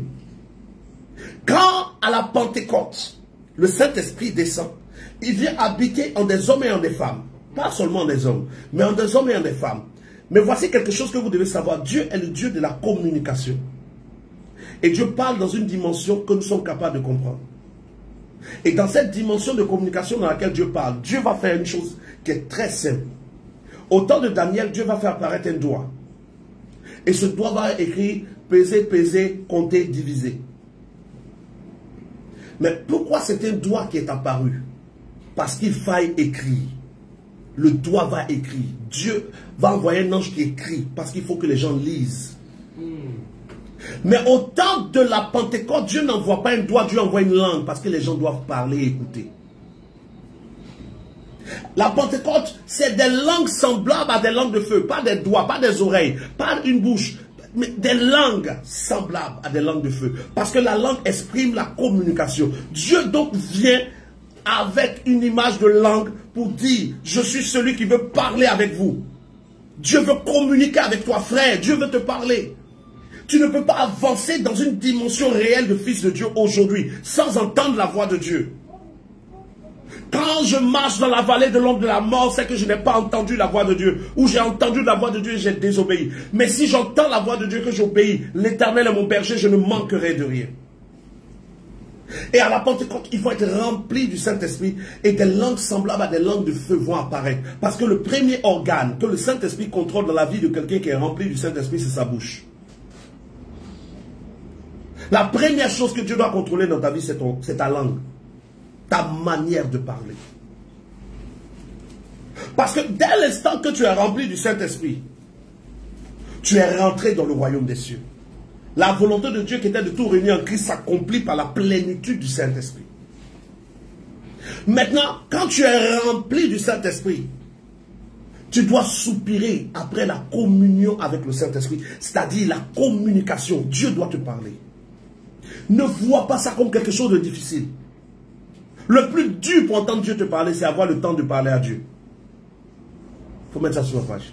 Ben vous aussi, les paroles fortes, là, vous ne localisez pas. Ou bien vous prenez pour vous-même. Vous oubliez qu'il y a une page en public. Il y a des gens qui sur Facebook n'ont même pas accès. Les gens la bloquent plein de trucs. Donc même quand on fait déjà des fois, il y a plein qui ne sont même pas connectés parce qu'ils disent on n'a pas de notification. Le plus dur pour entendre la voix de Dieu, c'est avoir le temps de parler à Dieu. Parce que celui qui prend le temps de parler à Dieu, Dieu prend le temps de lui apprendre à l'écouter.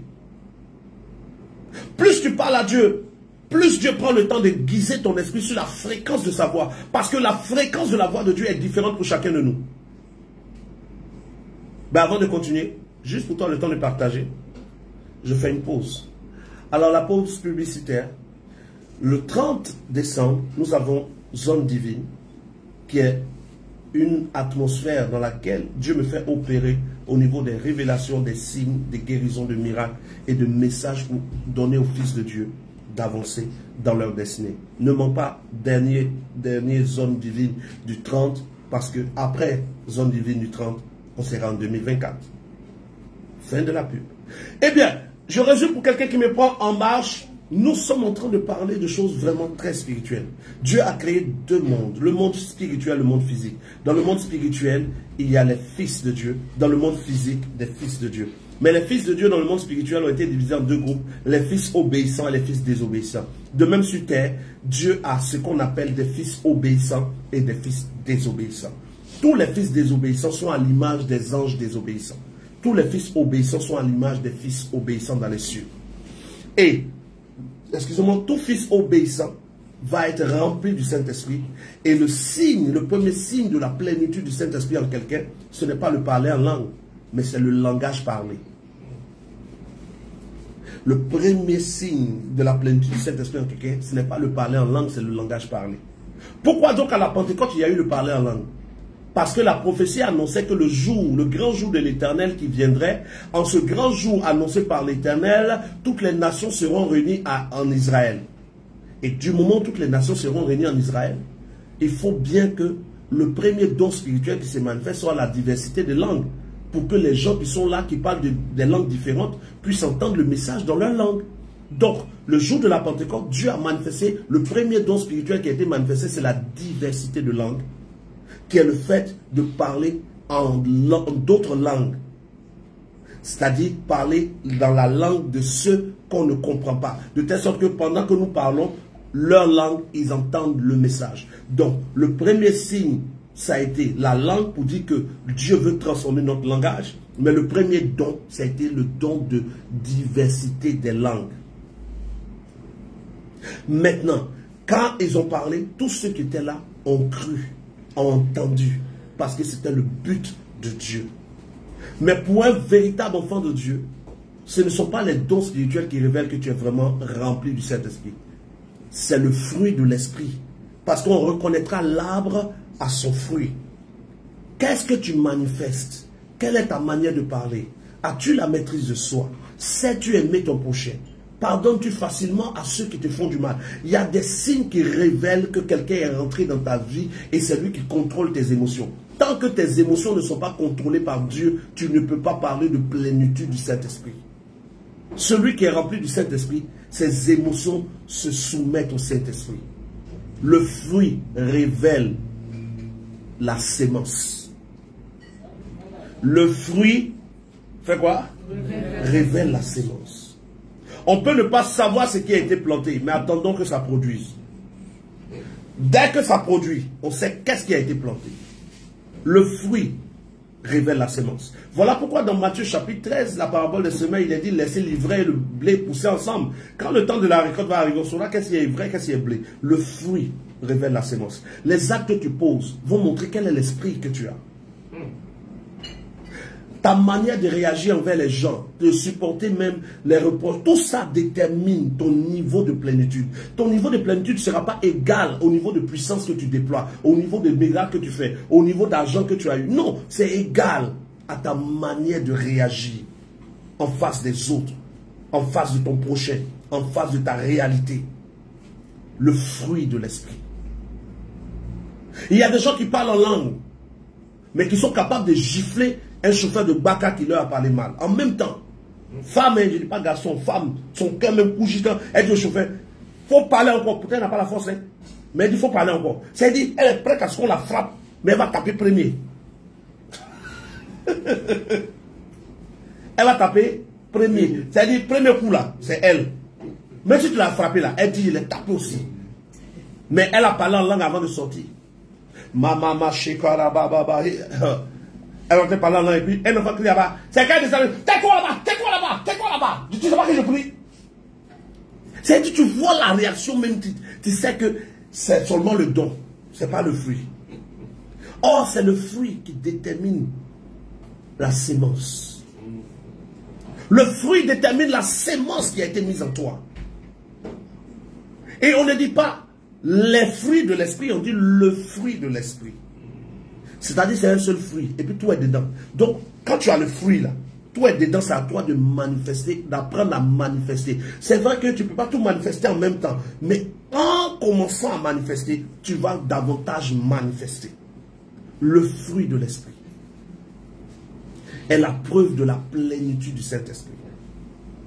Maintenant, est-ce que tu es rempli du Saint-Esprit ou est-ce que tu as le Saint-Esprit? Parce que beaucoup de gens pensent que quand on dit plénitude du Saint-Esprit, c'est pour tout le monde. Non. Le Saint-Esprit vient en toi, en plénitude, mais sans te remplir. Est-ce que ça, quelqu'un peut comprendre ça? Le Saint-Esprit vient en toi en plénitude, mais sans te remplir. Le Saint-Esprit vient en toi en plénitude, mais sans te remplir.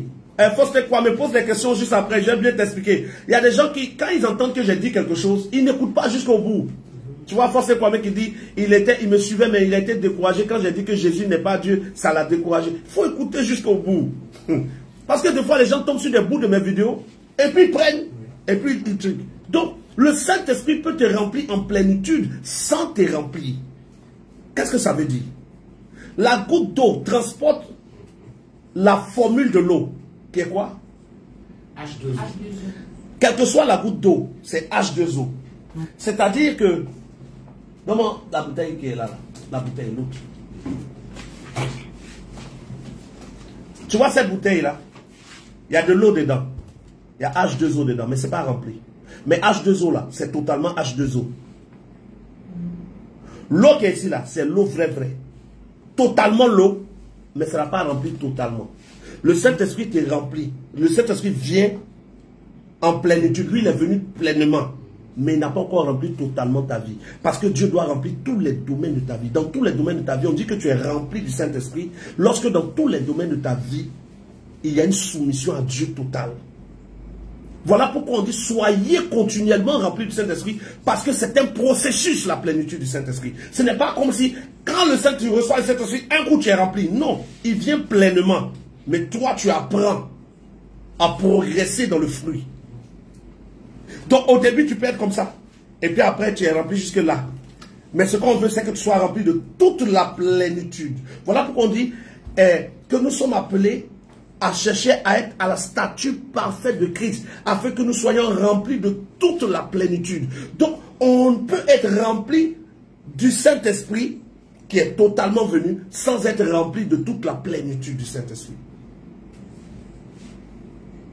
Je ne sais pas si quelqu'un arrive à comprendre. À partir de ces directs-là, tous mes directs sont totalement spirituels. Totalement, je ne dilue plus. Et je peux diminuer, mais sans diluer. Okay. Donc, le Saint-Esprit qui vient en toi, il vient totalement en toi, avec tout ce qu'il est. C'est lui en entier. Mais lui en entier ne remplit pas tout. Mais il doit maintenant remplir tout. Il doit croître, et toi, tu dois diminuer. Il doit prendre les domaines de ta vie. Dans les finances, il faut que lui soit le roi des rois. C'est lui que tu dois pouvoir... C'est-à-dire, tout ce que tu fais dans tes finances doit être basé sur ce qu'il dit. Chaque domaine de ta vie doit être soumis au Saint-Esprit. On dit, il est rempli du Saint-Esprit dans ses finances. Il est rempli du Saint-Esprit dans son caractère. Il est rempli du Saint-Esprit dans son ministère. Parce que tu peux être rempli du Saint-Esprit dans tes sentiments sans être rempli du Saint-Esprit dans tes finances. Parce que tes finances ne sont pas soumises à Dieu. Tes finances peuvent être soumises à Dieu sans que ton caractère ne soit soumis. Dieu doit être pleinement en chaque domaine de ta vie. Voilà pourquoi Jésus dit dans Jean chapitre 7 que celui qui croit en moi, à partir du verset 37, celui qui croit en moi, des fleuves d'eau vive couleront de son sein. Il parlait du Saint-Esprit que recevraient ceux qui croiraient en lui, car l'Esprit n'était pas encore donné. Ça doit couler en toi, partout, dans tous les domaines de ta vie. Vous allez voir des gens qui sont faciles à aider. Ils ont pitié facilement des gens. Mais leur pitié, là, ça s'arrête à la pitié. Parce que leur argent, ils ne donnent pas à quelqu'un. C'est-à-dire, il a pitié de toi. Toi-même, il dit, pourquoi tu peux vivre des trucs? Oh, Oh, ça me touche, ça me touche. Mais ça me touche. Ça me touche. Je vais prier pour te soutenir. Anta a besoin de 10 000. Il a 70 millions sur lui. Mais il ne peut pas te donner. Parce que ses finances ne sont pas soumises à Dieu. Quelqu'un qui n'a pas les finances soumises à Dieu, ses finances sont soumises au royaume des ténèbres. La preuve que tes finances ne sont pas soumises à Dieu, tu n'es pas fidèle à Dieu dans tes actions de grâce. Tu n'es pas fidèle à Dieu dans tes offrandes. Tu n'es pas fidèle à Dieu dans la dîme volontaire que tu décides de donner. Tu préfères privilégier des choses que Dieu dans tes finances. La preuve que tu n'es pas rempli du Saint-Esprit dans tes sentiments, si tu es une femme, c'est le fait de ne même pas pouvoir supporter les reproches de quelqu'un que tu appelles l'homme que tu aimes. Tu es capable de lui répondre si tu réponds. À un moment, si tu en as marre, tu es capable de l'insulter même s'il faut. Il y a chaque domaine dans nos vies. Regardez les domaines de vos vies. Où est-ce que le Saint-Esprit a rempli? Parfois même, vous n'avez reçu que la plénitude de base. Ce qu'on appelle la plénitude de base, c'est le Saint-Esprit qui vient remplir la volonté première. On appelle ça la volonté première. Tu t'es repenti, tu as été baptisé, tu as montré dans ton être une zone qui a accepté de croire. Cette zone-là, c'est la petite zone dans le Saint-Esprit a pris. D'autres là, le Saint-Esprit reste juste dans cette zone. Oui, Maxwell, nous recevons le Saint-Esprit dans sa plénitude, mais nous sommes remplis du Saint-Esprit selon notre marche en Christ, si j'ai bien compris. Oui, plus tu... Je vous donne un exemple. Si on parle de Christ dans le livre de Éphésiens, il est dit, si vous avez appris à vous dépouiller selon l'enseignement qui est en Christ et à revêtir l'homme nouveau, on dit appris à vous dépouiller. 2 Corinthiens 5, verset 17, toi tu me prends Éphésiens, regardons ensemble, hein. Je vais vous montrer ça clairement. 2 Corinthiens 5, verset 17. Quelqu'un pour lire? Si quelqu'un est en Christ, il est une nouvelle créature. Les choses anciennes sont passées. Voici, toutes choses sont devenues nouvelles. Si quelqu'un est quoi? Si quelqu'un est en Christ, il est une nouvelle créature. Éphésiens chapitre 3.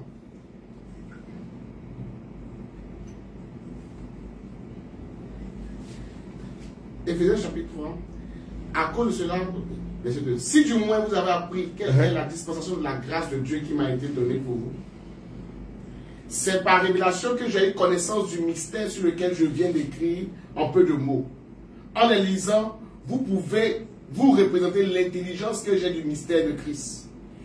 Il n'a pas été manifesté aux fils des hommes dans les autres générations comme il a été révélé maintenant par l'Esprit aux saints apôtres et prophètes de Christ. Ce mystère, c'est que les païens sont cohéritiers. Forment un même corps et participent, tu vois pas bien. Et participent à la même promesse en Jésus-Christ par l'évangile. Verset 7.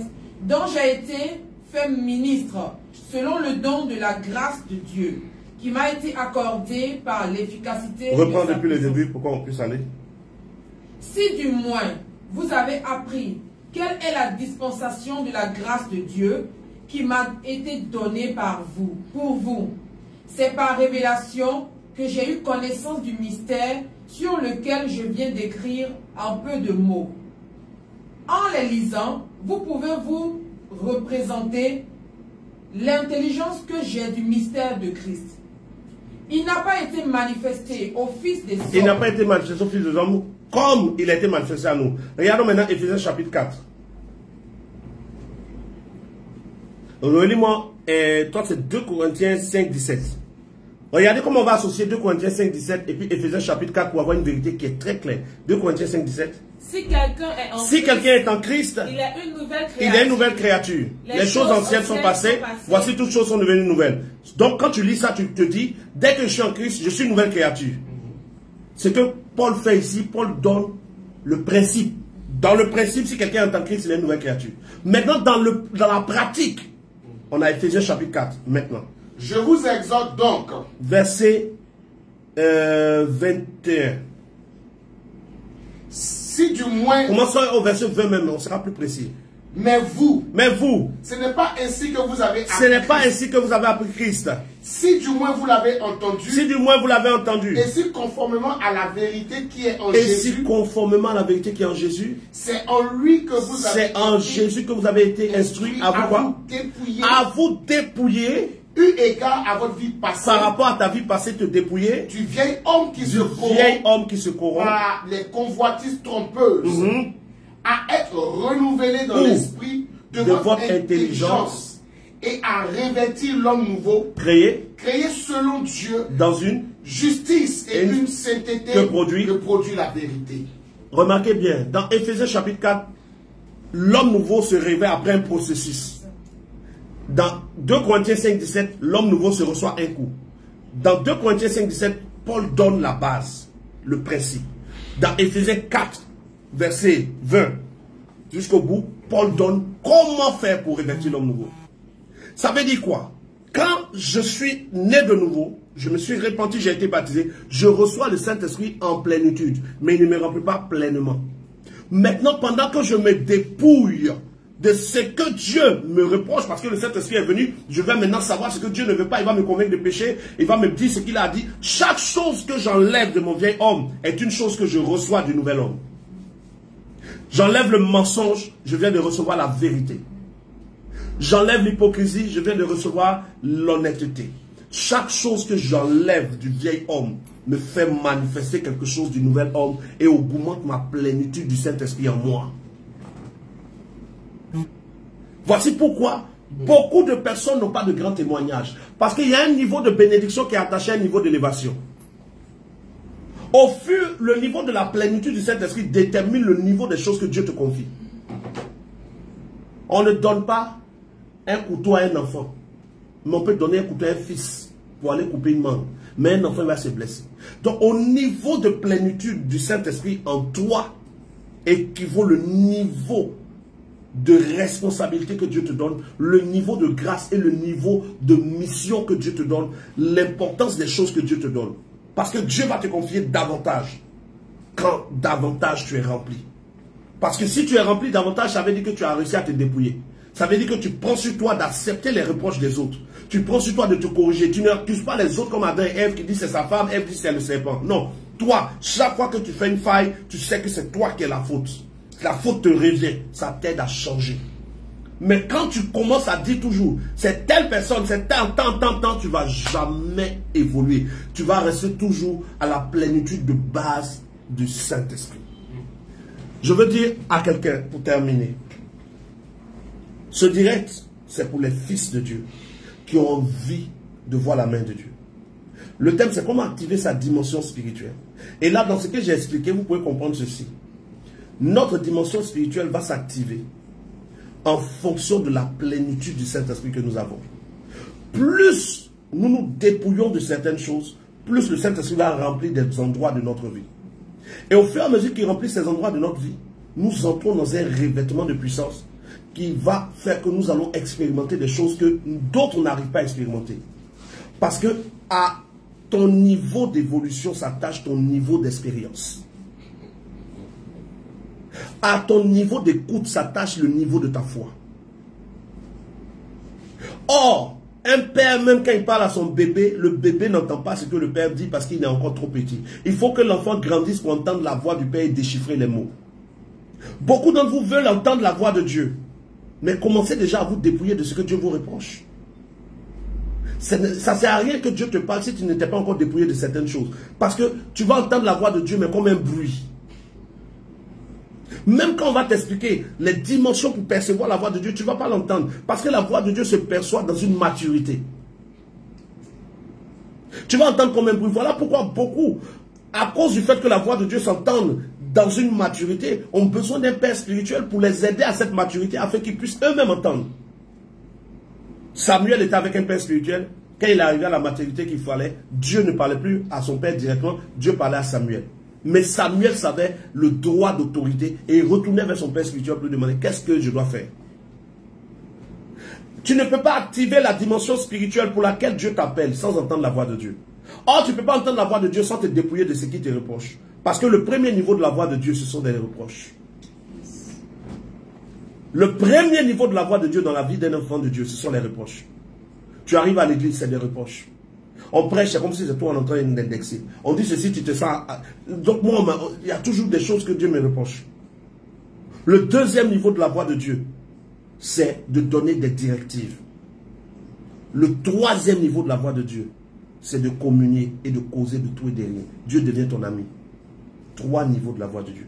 Le premier niveau, ce sont les reproches. Voilà pourquoi quand le Saint-Esprit vient, selon Jean chapitre 16, il convaincra le monde. Le monde ne croit pas en Dieu, mais le Saint-Esprit doit le convaincre. Pourquoi? Il va leur faire des reproches. Le premier niveau de la voix de Dieu, c'est les reproches. Quand tu vois que tu es à côté d'un homme de Dieu qui ne fait que te faire des reproches, c'est que tu es encore à ce niveau. Il y a des choses que tu dois enlever, que tu n'as pas enlevé, qui font que tu es encore au niveau des reproches. Le deuxième niveau de la voix de Dieu, c'est le niveau des directives. On ne te fait plus de reproches, mais on te dit ce que tu dois faire. Et quand on te dit ce que tu dois faire, que tu ne fais pas, tu retournes au niveau des reproches. C'est comme si tu rétrogrades. Tu étais au niveau des reproches. Tu as monté une obéissance. Tu es monté au niveau des directives. Et tu n'as pas respecté les directives. Ce que Dieu te demandait de faire, tu ne l'as pas fait. Tu reviens au niveau des reproches. On commence à bavarder sur toi encore. Moi, il pensait qu'il a évolué, et puis on comprend pas. On n'est pas en train de te chercher à te faire plaisir. Le ciel a ses lois. Nous ne marchons pas selon les lois de la terre. Donc, si tu es au niveau des reproches, qui est le premier niveau de la voix de Dieu, et que tu montes au niveau des directives, et que tu n'obéis pas aux directives que Dieu te donne, tu redescends au niveau des reproches. Si tu es au niveau des reproches, que tu as obéi, et que tu es monté au niveau des directives, que tu as obéi, tu montes au niveau de l'intimité. Au niveau de l'intimité, si tu loupes un protocole, le niveau de l'intimité, c'est le niveau des protocoles. C'est un niveau où Dieu te prouve sans te montrer ce qu'il te prouve avec. Jules Yao Kakadjel qui dit merci serviteur pour cette délivrance. Je souhaite vous rencontrer quand vous me confirmez ce que mon ami m'a dit vous concernant. Ah, gloire à Dieu. Donc, le premier niveau de la voix de Dieu, c'est le niveau des reproches. Frère, ne prends pas en mal, sœur, ne prenez pas en mal. Si vous connaissez quelqu'un qui vous fait des reproches, bénissez Dieu. Parce que l'hypocrite ne fait pas de reproches. Notez ça. Aucun hypocrite ne fait reproche. Il t'en veut, mais il ne te dit pas. Il voit que ce que tu fais est mal, mais il n'en parle pas. Quand on va lui dire, mais pourquoi tu elle là, tu vas lui parler, elle va mal prendre. Celui qui a le courage de te faire des reproches, il veut ton bien. Le premier niveau de la voix de Dieu, c'est le niveau des reproches. Le deuxième niveau de la voix de Dieu, c'est le niveau des directives, les ordonnances de l'Éternel. Il t'ordonne ceci, il te dit fais cela. Pendant que tu es en train d'obéir et qu'il voit ton obéissance, Dieu ne t'appelle plus serviteur, il va t'appeler ami. Il commence maintenant à échanger avec toi. Il peut se promener. Dieu peut te faire assister à son conseil. Ton esprit peut être enlevé, tu vas voir les sens, tu vas voir des choses que les gens maintenant l'esprit vont dire, toi tu es un rêveur. Dieu ne te laissera jamais arriver au niveau de l'intimité si tu es impoli. Au niveau des reproches, tu ne changes pas. Dieu ne va pas s'abaisser à cause de toi et puis tu vas lui manquer de respect. Dieu ne laisse s'approcher que ceux qui ont montré qu'ils sont capables de se soumettre. Le premier niveau de la voix de Dieu, c'est le niveau des reproches. Comment est-ce que Dieu fait ses reproches? Au travers de ses serviteurs. Dieu fait les reproches au travers des gens autour de toi. Qu'ils soient païens, qu'ils soient chrétiens, qu'ils soient musulmans. Dieu utilise tes collègues. Dieu va utiliser des gens qui vont te dire des choses que tu n'aimes pas. Parce que Dieu veut t'emmener à voir en toi des failles. Parce que ce qui n'habite pas en toi, on ne peut pas l'activer. Si quelqu'un autour de toi est capable de te pousser à la colère, c'est qu'il y a la colère en toi. À moins que tu sois une autorité spirituelle qui t'énerve parce que tu veux montrer aux gens leurs failles. Sinon, si ce n'est pas tes fils et que toi tu t'énerves avec tes collègues, tu t'énerves avec tes amis, tu as un problème. La maîtrise de soi est l'un des fruits que tu es obligé de manifester. Dieu peut passer par quelqu'un au moment où tu dis tu vas prendre un jeune net. Puis la personne dit un bâtard là, c'est comment? Tu dis non, excuse-moi, je vais être un peu calme pour te dire. Oh, sauvage, toi tu es calme comment? Et puis tape ta nuit quand même toi. Lui-même ne sait pas, mais il vient d'allumer un feu qui était déjà là. Et tu vas aller dire après, c'est pas moi, hein. Regardez, vous-même n'avez pas vu comment on m'a tapé. Oui, on t'a tapé comme ça, mais comme une brebis qu'on mène à l'abattoir, il n'a pas ouvert la bouche. Jésus n'a pas ouvert la bouche. Parce que le prince de ce monde vient, il n'avait rien en Jésus. Jésus manifestait le fruit de l'esprit en totalité. Donc se maîtriser, ce n'est pas une histoire de truc. Fais-lui ce que tu veux, une brebis qu'on mène à l'abattoir, il n'a pas ouvert la bouche. Mais nous ouvrons la bouche pour tout. Une femme, elle aime quelqu'un, il parle un peu, elle ouvre la bouche. Un homme, il dit c'est son patron, le patron parle dans le dos du patron en murmure. Il y a des choses que nous manifestons qui fait que Dieu ne peut pas nous envoyer au niveau de l'intimité avec lui. Au niveau de l'intimité avec Dieu. Donc, tu veux activer ta dimension spirituelle. Traverse d'abord le niveau où tu supportes les reproches. Quand tu as traversé le niveau où tu supportes les reproches, tu vas avoir le niveau où on te donne des directives. Où Dieu t'impose. Dieu te dit par exemple, je ne veux plus que tu fasses ceci. Je ne veux pas que tu dises cela. Je ne veux pas que tu viennes en retard dans ma présence. Tout. Pendant que tu es en train de respecter les directives là. En même temps, Dieu te note. À arriver à un niveau, Dieu ne va pas te dire, je ne veux plus ceci. Ou pourquoi tu as fait cela. Tu vas l'entendre te dire, viens. Jean arrive sur l'île de Patmos et dit, j'entendais une voix de ciel qui me dit, viens, monte ici. Il n'y a pas de reproche, il n'y a pas de directive. Mais on te fait monter à un autre niveau de spiritualité, un autre niveau de vision, un autre niveau de signe, un autre niveau de don spirituel, un autre niveau de finance, un autre niveau de témoignage. Monte ici. Pourquoi on fait monter Jean? Parce qu'au niveau des reproches, Jean a traversé. Au niveau des directives, Jean était le disciple que Jésus aimait. Il était dans l'intimité.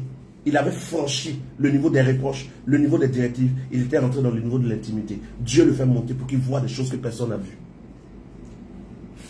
Que la grâce de Dieu nous soutienne. Le temps est arrivé. Je sais que vous avez aimé l'enseignement pour ceux qui sont spirituels. Les autres, je sais qu'ils vont m'insulter. Nous sommes à 1h30 comme nous le faisons d'habitude.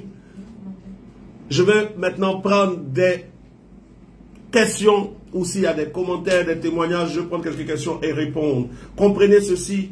Dieu, premier niveau, fait des reproches. Tu veux entendre la voix de Dieu, le premier niveau, c'est les reproches. Tu fais telle chose, tu entends un reproche. Tu fais cela, tu entends ceci. Non. Premier niveau. Deuxième niveau, c'est les directives. Troisième niveau, c'est l'intimité. Question. Commentaire. Il y a une question. Tu as dit commentaire, après tu dis question. Toi-même, où va ta gamme? Chin. C'est commentaire ou bien c'est question? Comment soumettre ces domaines au Saint-Esprit? Comment soumettre ces domaines au Saint-Esprit? Comment soumettre les différents domaines? Voici 7 domaines qui sont dans la vie d'un homme. 7 domaines. Je vais pas citer les 7 domaines, je vais citer quelques domaines. Parce que on verra, pour ceux qui sont dans le groupe WhatsApp, pour faire vote sur les différents sujets. Domaine social. Domaine financier, domaine spirituel, domaine sentimental. Les 4, j'ai cité combien déjà? Spirituel, sentimental, financier, social. J'ai cité sentimental, non? Prenons même ces 4 domaines. Quels que soient les domaines que tu veux soumettre à Dieu, ces domaines doivent être conformes à ce que Dieu veut. Si tu veux soumettre ton domaine financier à Dieu, tu dois savoir qu'est-ce que Dieu veut par rapport à tes finances. Et quand tu obéis à ce que Dieu veut par rapport à tes finances, le domaine de tes finances se soumet à Dieu. On dit soumettez-vous à Dieu et résistez à qui? On ne peut jamais résister au diable sans se soumettre à Dieu. Or, se soumettre, c'est obéir. Le mot ici qui est traduit par se soumettre, c'est accepter de se mettre en dessous. C'est-à-dire accepter que ça domine sur nous. Accepter que ça soit ce qui s'impose à nous. Se soumettre à Dieu, c'est laisser Dieu s'imposer à nous. Se soumettre à Dieu, c'est laisser Dieu obéir à ce que Dieu dit. Dans mes finances, qu'est-ce que Dieu dit? Quand j'ai mon salaire, qu'est-ce que Dieu dit? Quand j'ai un témoignage, qu'est-ce que Dieu dit? Quand l'année finit, qu'est-ce que Dieu dit? Par exemple, nous à l'Assemblée, cette année, on va faire la traversée le 27 à cause du chiffre 9. Le 2 et le 7, ça fait 9, le chiffre de la fécondité. Plutôt que le 31 qui fait 3 plus 1 qui fait le chiffre de l'épreuve. Et pendant la traversée qui sera ce mercredi 27 décembre, de 20h à 1h du matin, pendant la traversée, le peuple de Dieu va faire une action de grâce à Dieu pour toute l'année. Et poser un acte prophétique pour la nouvelle année. dans le domaine des finances. Et on aura d'autres actions qu'on va poser pour préparer dans l'alliance avec Dieu notre nouvelle année, achever bien et traverser notre année qui est finie. Donc, qu'est-ce que Dieu te demande dans les finances par rapport à la fin de l'année, à la nouvelle année? Qu'est-ce qu'il faut faire? Qu'est-ce que Dieu te demande? Quand par exemple tu as un témoignage, quand tu as une bonne nouvelle, que dois-tu faire? Comment soumettre chaque domaine? Il faut trouver dans chaque domaine de ta vie, qu'est-ce que Dieu dit pour que ce domaine soit soumis à Dieu. Question. Les différents niveaux pour entendre la voix de Dieu. Le premier niveau, c'est les reproches. Le deuxième niveau, les directives. Le troisième niveau, l'intimité. Une question. Oui. J'aimerais savoir si la prière peut changer son destin. Aucune prière ne change le destin de quelqu'un. Quand vous priez, votre parole monte vers Dieu. Si Dieu vous entend, si du moins vous avez prié selon la volonté de Dieu. Parce que celui qui ne prie pas selon la volonté de Dieu, Dieu ne va pas l'écouter. Donc quand vous priez selon sa volonté, il vous entend. Quand Dieu vous entend, vous avez prié, Dieu, c'est-à-dire vous avez parlé à Dieu, Dieu répond en vous parlant. La prière attire la réponse. La prière attire un message. La prière attire une parole. Mais quand la parole que ta prière attire vient à toi, tu dois la mettre en pratique pour avoir un témoignage, pour avoir le changement d'une destinée. Ce n'est pas la prière. La prière contribue, mais ce n'est pas la prière qui change les choses. La prière contribue. Dieu répond à ta prière, tu obéis à ce que Dieu a dit, tu vois un changement. Voilà. Comment un leader sans emploi paye-t-il sa dîme? Un leader sans emploi ne paye pas de dîme. La dîme, normalement, selon la nouvelle alliance où nous tenons, n'est pas un acte obligatoire. La dîme que nous pratiquons aujourd'hui n'est pas la dîme de la loi, mais la dîme de la grâce. Il y a la dîme de la loi et il y a la dîme de la grâce. La dîme de la loi est instaurée par Moïse. La dîme de la grâce est pratiquée par Abraham. Avant même que Moïse ne naisse, avant que Moïse ne donne la loi, Abraham a payé la dîme à Melchisédek, qui est une dîme que personne ne lui a imposée. C'est Abraham qui a décidé de donner 10% de tout ce qu'il avait, sans qu'il n'y ait une loi, sans qu'il n'y ait un livre, sans qu'il n'y ait une Torah. De même, il nous est demandé à nous qui avons la foi d'Abraham ou qui sommes nés de nouveau, de pratiquer aussi sur ce que nous gagnons notre revenu, la dîme, selon Abraham. Or, la dîme selon Abraham, Abraham n'a pas établi qu'on lui a imposé de donner 10%. Ce jour-là, Abraham a donné 10%. On a appelé ça dîme. Mais peut-être qu'un autre jour, Abraham aurait donné 15%. Un autre jour, il aurait donné 2%. Tout est une histoire de conviction et de libéralité. Quand tu reçois ton salaire, ce que tu as comme revenu, tu enlèves une part que tu apportes à Dieu qui va jouer le rôle de dîme, mais qui n'est pas forcément dîme.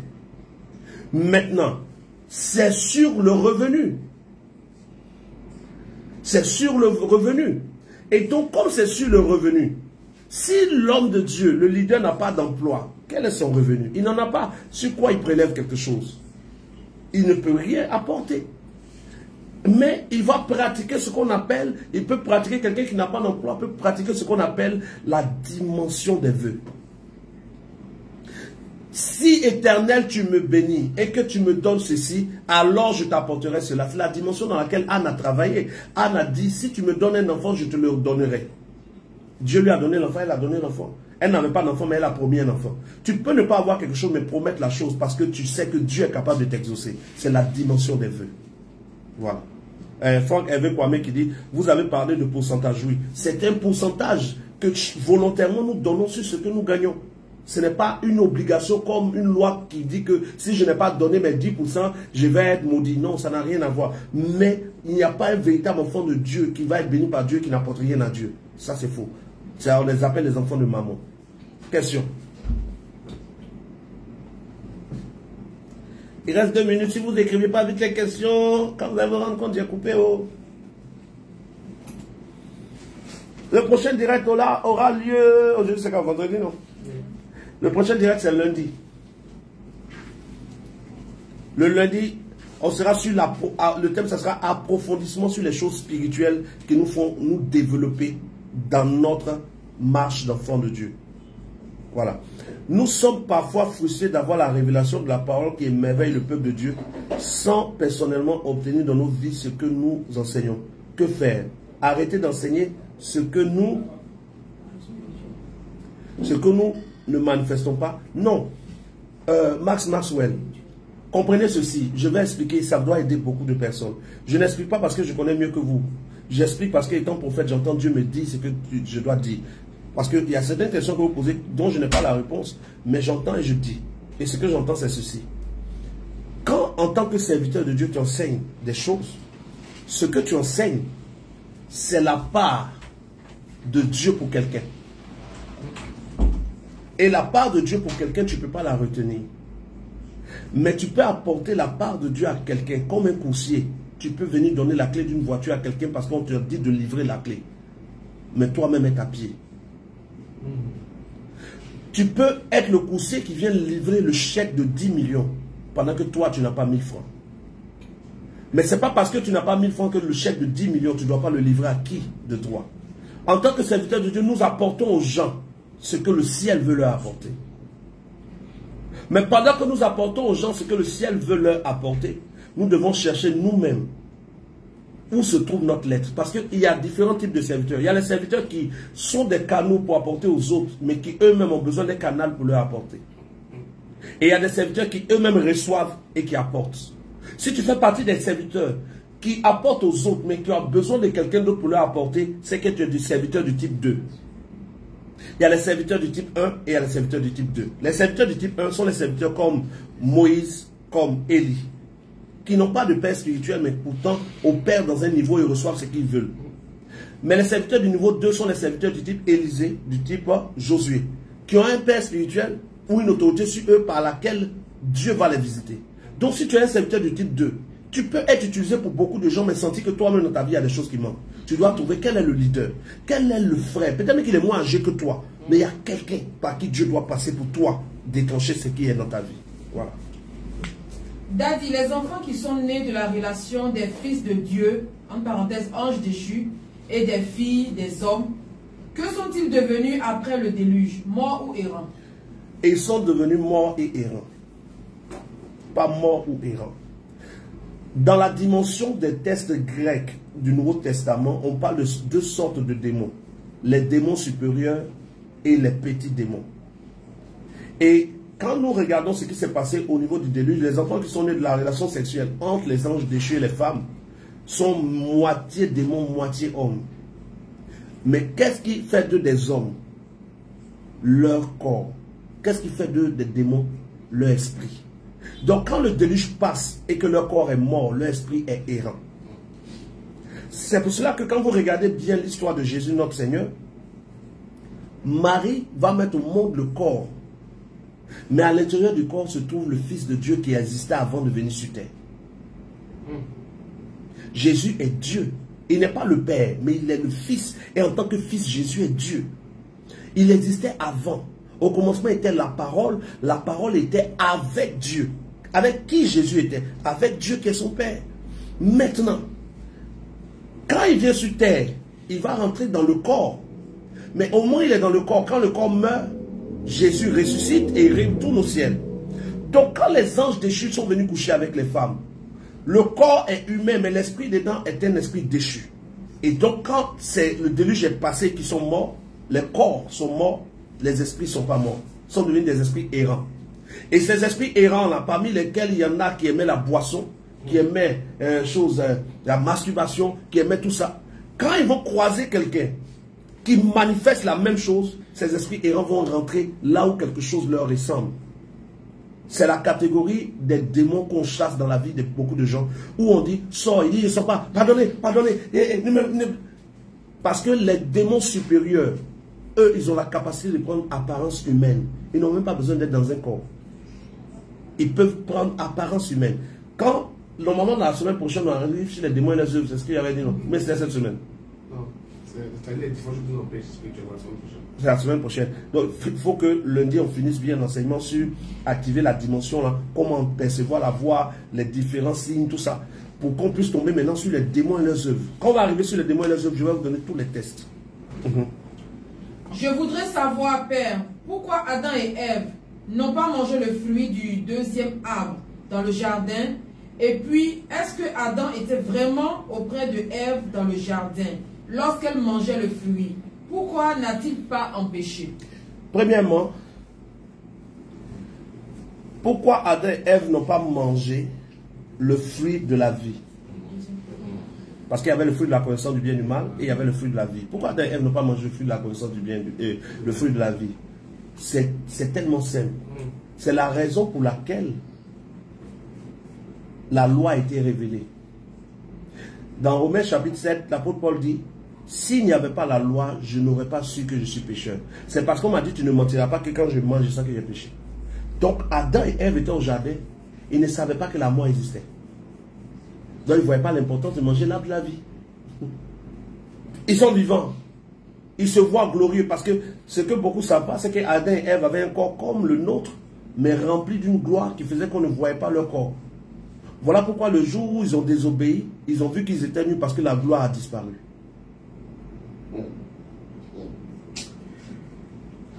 Regardez bien dans les textes. Vous allez voir par exemple que Moïse rentrait dans la tente d'assignation. Quand il sortait, il y avait une lumière sur son visage. Au point où Moïse mettait un voile, selon Hébreux chapitre 9. Il mettait un voile sur son visage pour cacher la gloire passagère. Sur la montagne de la transfiguration, Jésus, ils ont vu tout son corps illuminé. Moïse a fait 1 heure dans la tente d'assignation quand il sort son visage brille. Adam était dans la présence de Dieu dans le jardin d'Éden constamment. Tout leur corps était rempli d'une gloire. Ça faisait que quand on regardait Adam, on ne voyait pas son sexe. Quand Adam regardait Ève, il ne voyait pas son sexe. C'est pour cela que c'est après leur désobéissance que Adam a couché avec Ève. Parce que tant qu'ils n'étaient pas désobéissants, ils ne voyaient pas le sexe de la femme même pour dire qu'il va avoir envie d'elle. Donc, quand ils ont désobéi, la gloire a disparu. Voilà pourquoi on dit le péché prive de la gloire de Dieu. La gloire qui était sur eux a disparu. Ils se sont vus comme ils étaient. Donc, ils se voyaient comme immortels. Pourquoi manger le fruit de la vie? Je suis vivant, je mange le fruit de la vie, pourquoi? Mais le fruit de la connaissance, ça les attirait, connaître comme Dieu. On va devenir comme Dieu. L'homme cherche ce qu'il n'a pas. Adam était vivant, pourquoi il va manger le fruit de la vie? Voilà. Deuxièmement, Adam était auprès de la femme. Non, Adam était venu auprès de la femme. Quand la femme mangeait le fruit, Adam n'était pas à côté. Adam est venu. Et elle en avait mangé et elle lui donnait. Ça veut dire qu'au moment où elle mangeait, il n'était pas là. Parce qu'elle dit, on dit, après en avoir mangé, elle en donna à l'homme. Elle a mangé avant de lui en donner. Elle a causé avec le serpent avant qu'Adam arrive. Voilà. Vous avez dû vous rappeler 1 Corinthiens 14. Oui, mais prenons les questions qui sont là. Je montre 1 Corinthiens 14. Est-ce leur histoire, enfants des anges déchus et des femmes humaines, qui est racontée dans la mythologie grecque? Il faut bien dire la question. Est-ce leur histoire? Mais c'est comme ça commence la question? C'est leur histoire. C'est leur histoire, en parenthèse. Enfants des anges déchus. Ça commence pas là. Je suis sûr qu'il y a un message que... En fait, ça vient à la suite de la question de Siatiti qui demande quels sont devenus les enfants déchus là. Et là où morts. D'accord, attendez. Je montre déjà le test de... je voudrais parler du... J'ai dit le royaume des cieux au 3e niveau. C'est dans 2 Corinthiens chapitre 12, verset 2. 2 Corinthiens chapitre 12, verset 2, vous allez voir qu'il y a 3 niveaux. La terre, premier niveau. Le ciel, deuxième niveau. Les cieux, troisième niveau. Et Michael et les anges ont combattu dans le ciel, c'est-à-dire le deuxième niveau. Donc il n'y a jamais eu de guerre dans le ciel. Dans les cieux. Vas-y. Je connais un homme en Christ qui fut il y a 14 ans. 2 Corinthiens 12, verset 2. Je connais un homme en Christ qui fut il y a 14 ans, ravi jusqu'au 3e ciel. Si ce fut dans son corps, je le sais. Si ce fut hors de son corps, je le sais. Dieu le sait. Et je sais que cet homme, si ce fut dans son corps ou sans son corps, je le sais, Dieu le sait, fut enlevé dans le paradis et qu'il entendit des paroles. Fut enlevé où? Dans le paradis. Qui est au quelième? 3e. 3e. Voilà, je vous avais dit ça. Allez, question. Daddy, les enfants qui sont nés de la relation des fils de Dieu, morts ou errants. Voilà. Et puis maintenant, après mort ou errant, il ajoute les enfants qui sont... quand je fais passer, ça passe jamais. C'est leur histoire, en parenthèse, enfant. Ça, c'est Joseph Keren qui répond. Voilà. Ouais. Et puis après, elle dit... Non, la mythologie grecque raconte autre chose. Vous savez, quand la vérité est venue, beaucoup de religions ont copié les mêmes choses que la vraie histoire. Et ça mélangeait l'histoire. On va te parler de Zeus, beaucoup de gens vont vous dire l'histoire de Jésus est pareille qu'à l'histoire de tel dieu grec, on s'en fout. Nous, on sait que c'est la vérité. Voilà. Question. Ce soir, j'ai su comment entendre la voix de Dieu. Je pense que c'est l'essentiel de toute ma vie. Je vais commencer à parler à Dieu tout le temps. Oui, voilà. Comme je l'ai dit, en résumé, comme le dit Steve dirait, Dieu parle. Premier niveau de la parole de Dieu, c'est reproche. Deuxième niveau, directive. Troisième niveau, intimité. Mais celui qui veut que Dieu lui parle, le plus dur pour entendre la voix de Dieu, c'est de parler à Dieu. Plus tu vas parler à Dieu, plus la dimension dans laquelle toi tu dois percevoir la voix de Dieu va s'activer. Et le lundi, je vais parler plus de cette dimension-là. Je vais parler de comment capter la voix de Dieu. Même si tu es au niveau des reproches, il faut quand même que tu entendes. Si tu es au niveau des directives, il faut que tu entendes. Donc le lundi à 21h30, je vais parler précisément des dimensions maintenant. Pour ceux qui m'ont écrit plusieurs fois, mais depuis tu as dit les dimensions, mais tu parles de beaucoup de choses. Oui, c'est le prérequis. Parce que si j'entre dans les dimensions qui ne t'ont pas donné toutes ces bases-là, quand j'ai commencé à dire, selon l'esprit, les fils dans le deuxième ciel et les fils du troisième, tu as dit, qu'est-ce qu'il est en train de dire? C'est pour ça que j'explique tout ça déjà. Les deux dernières questions.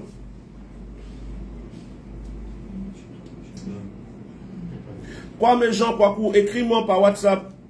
Voilà, écris-moi par WhatsApp pour qu'on en parle.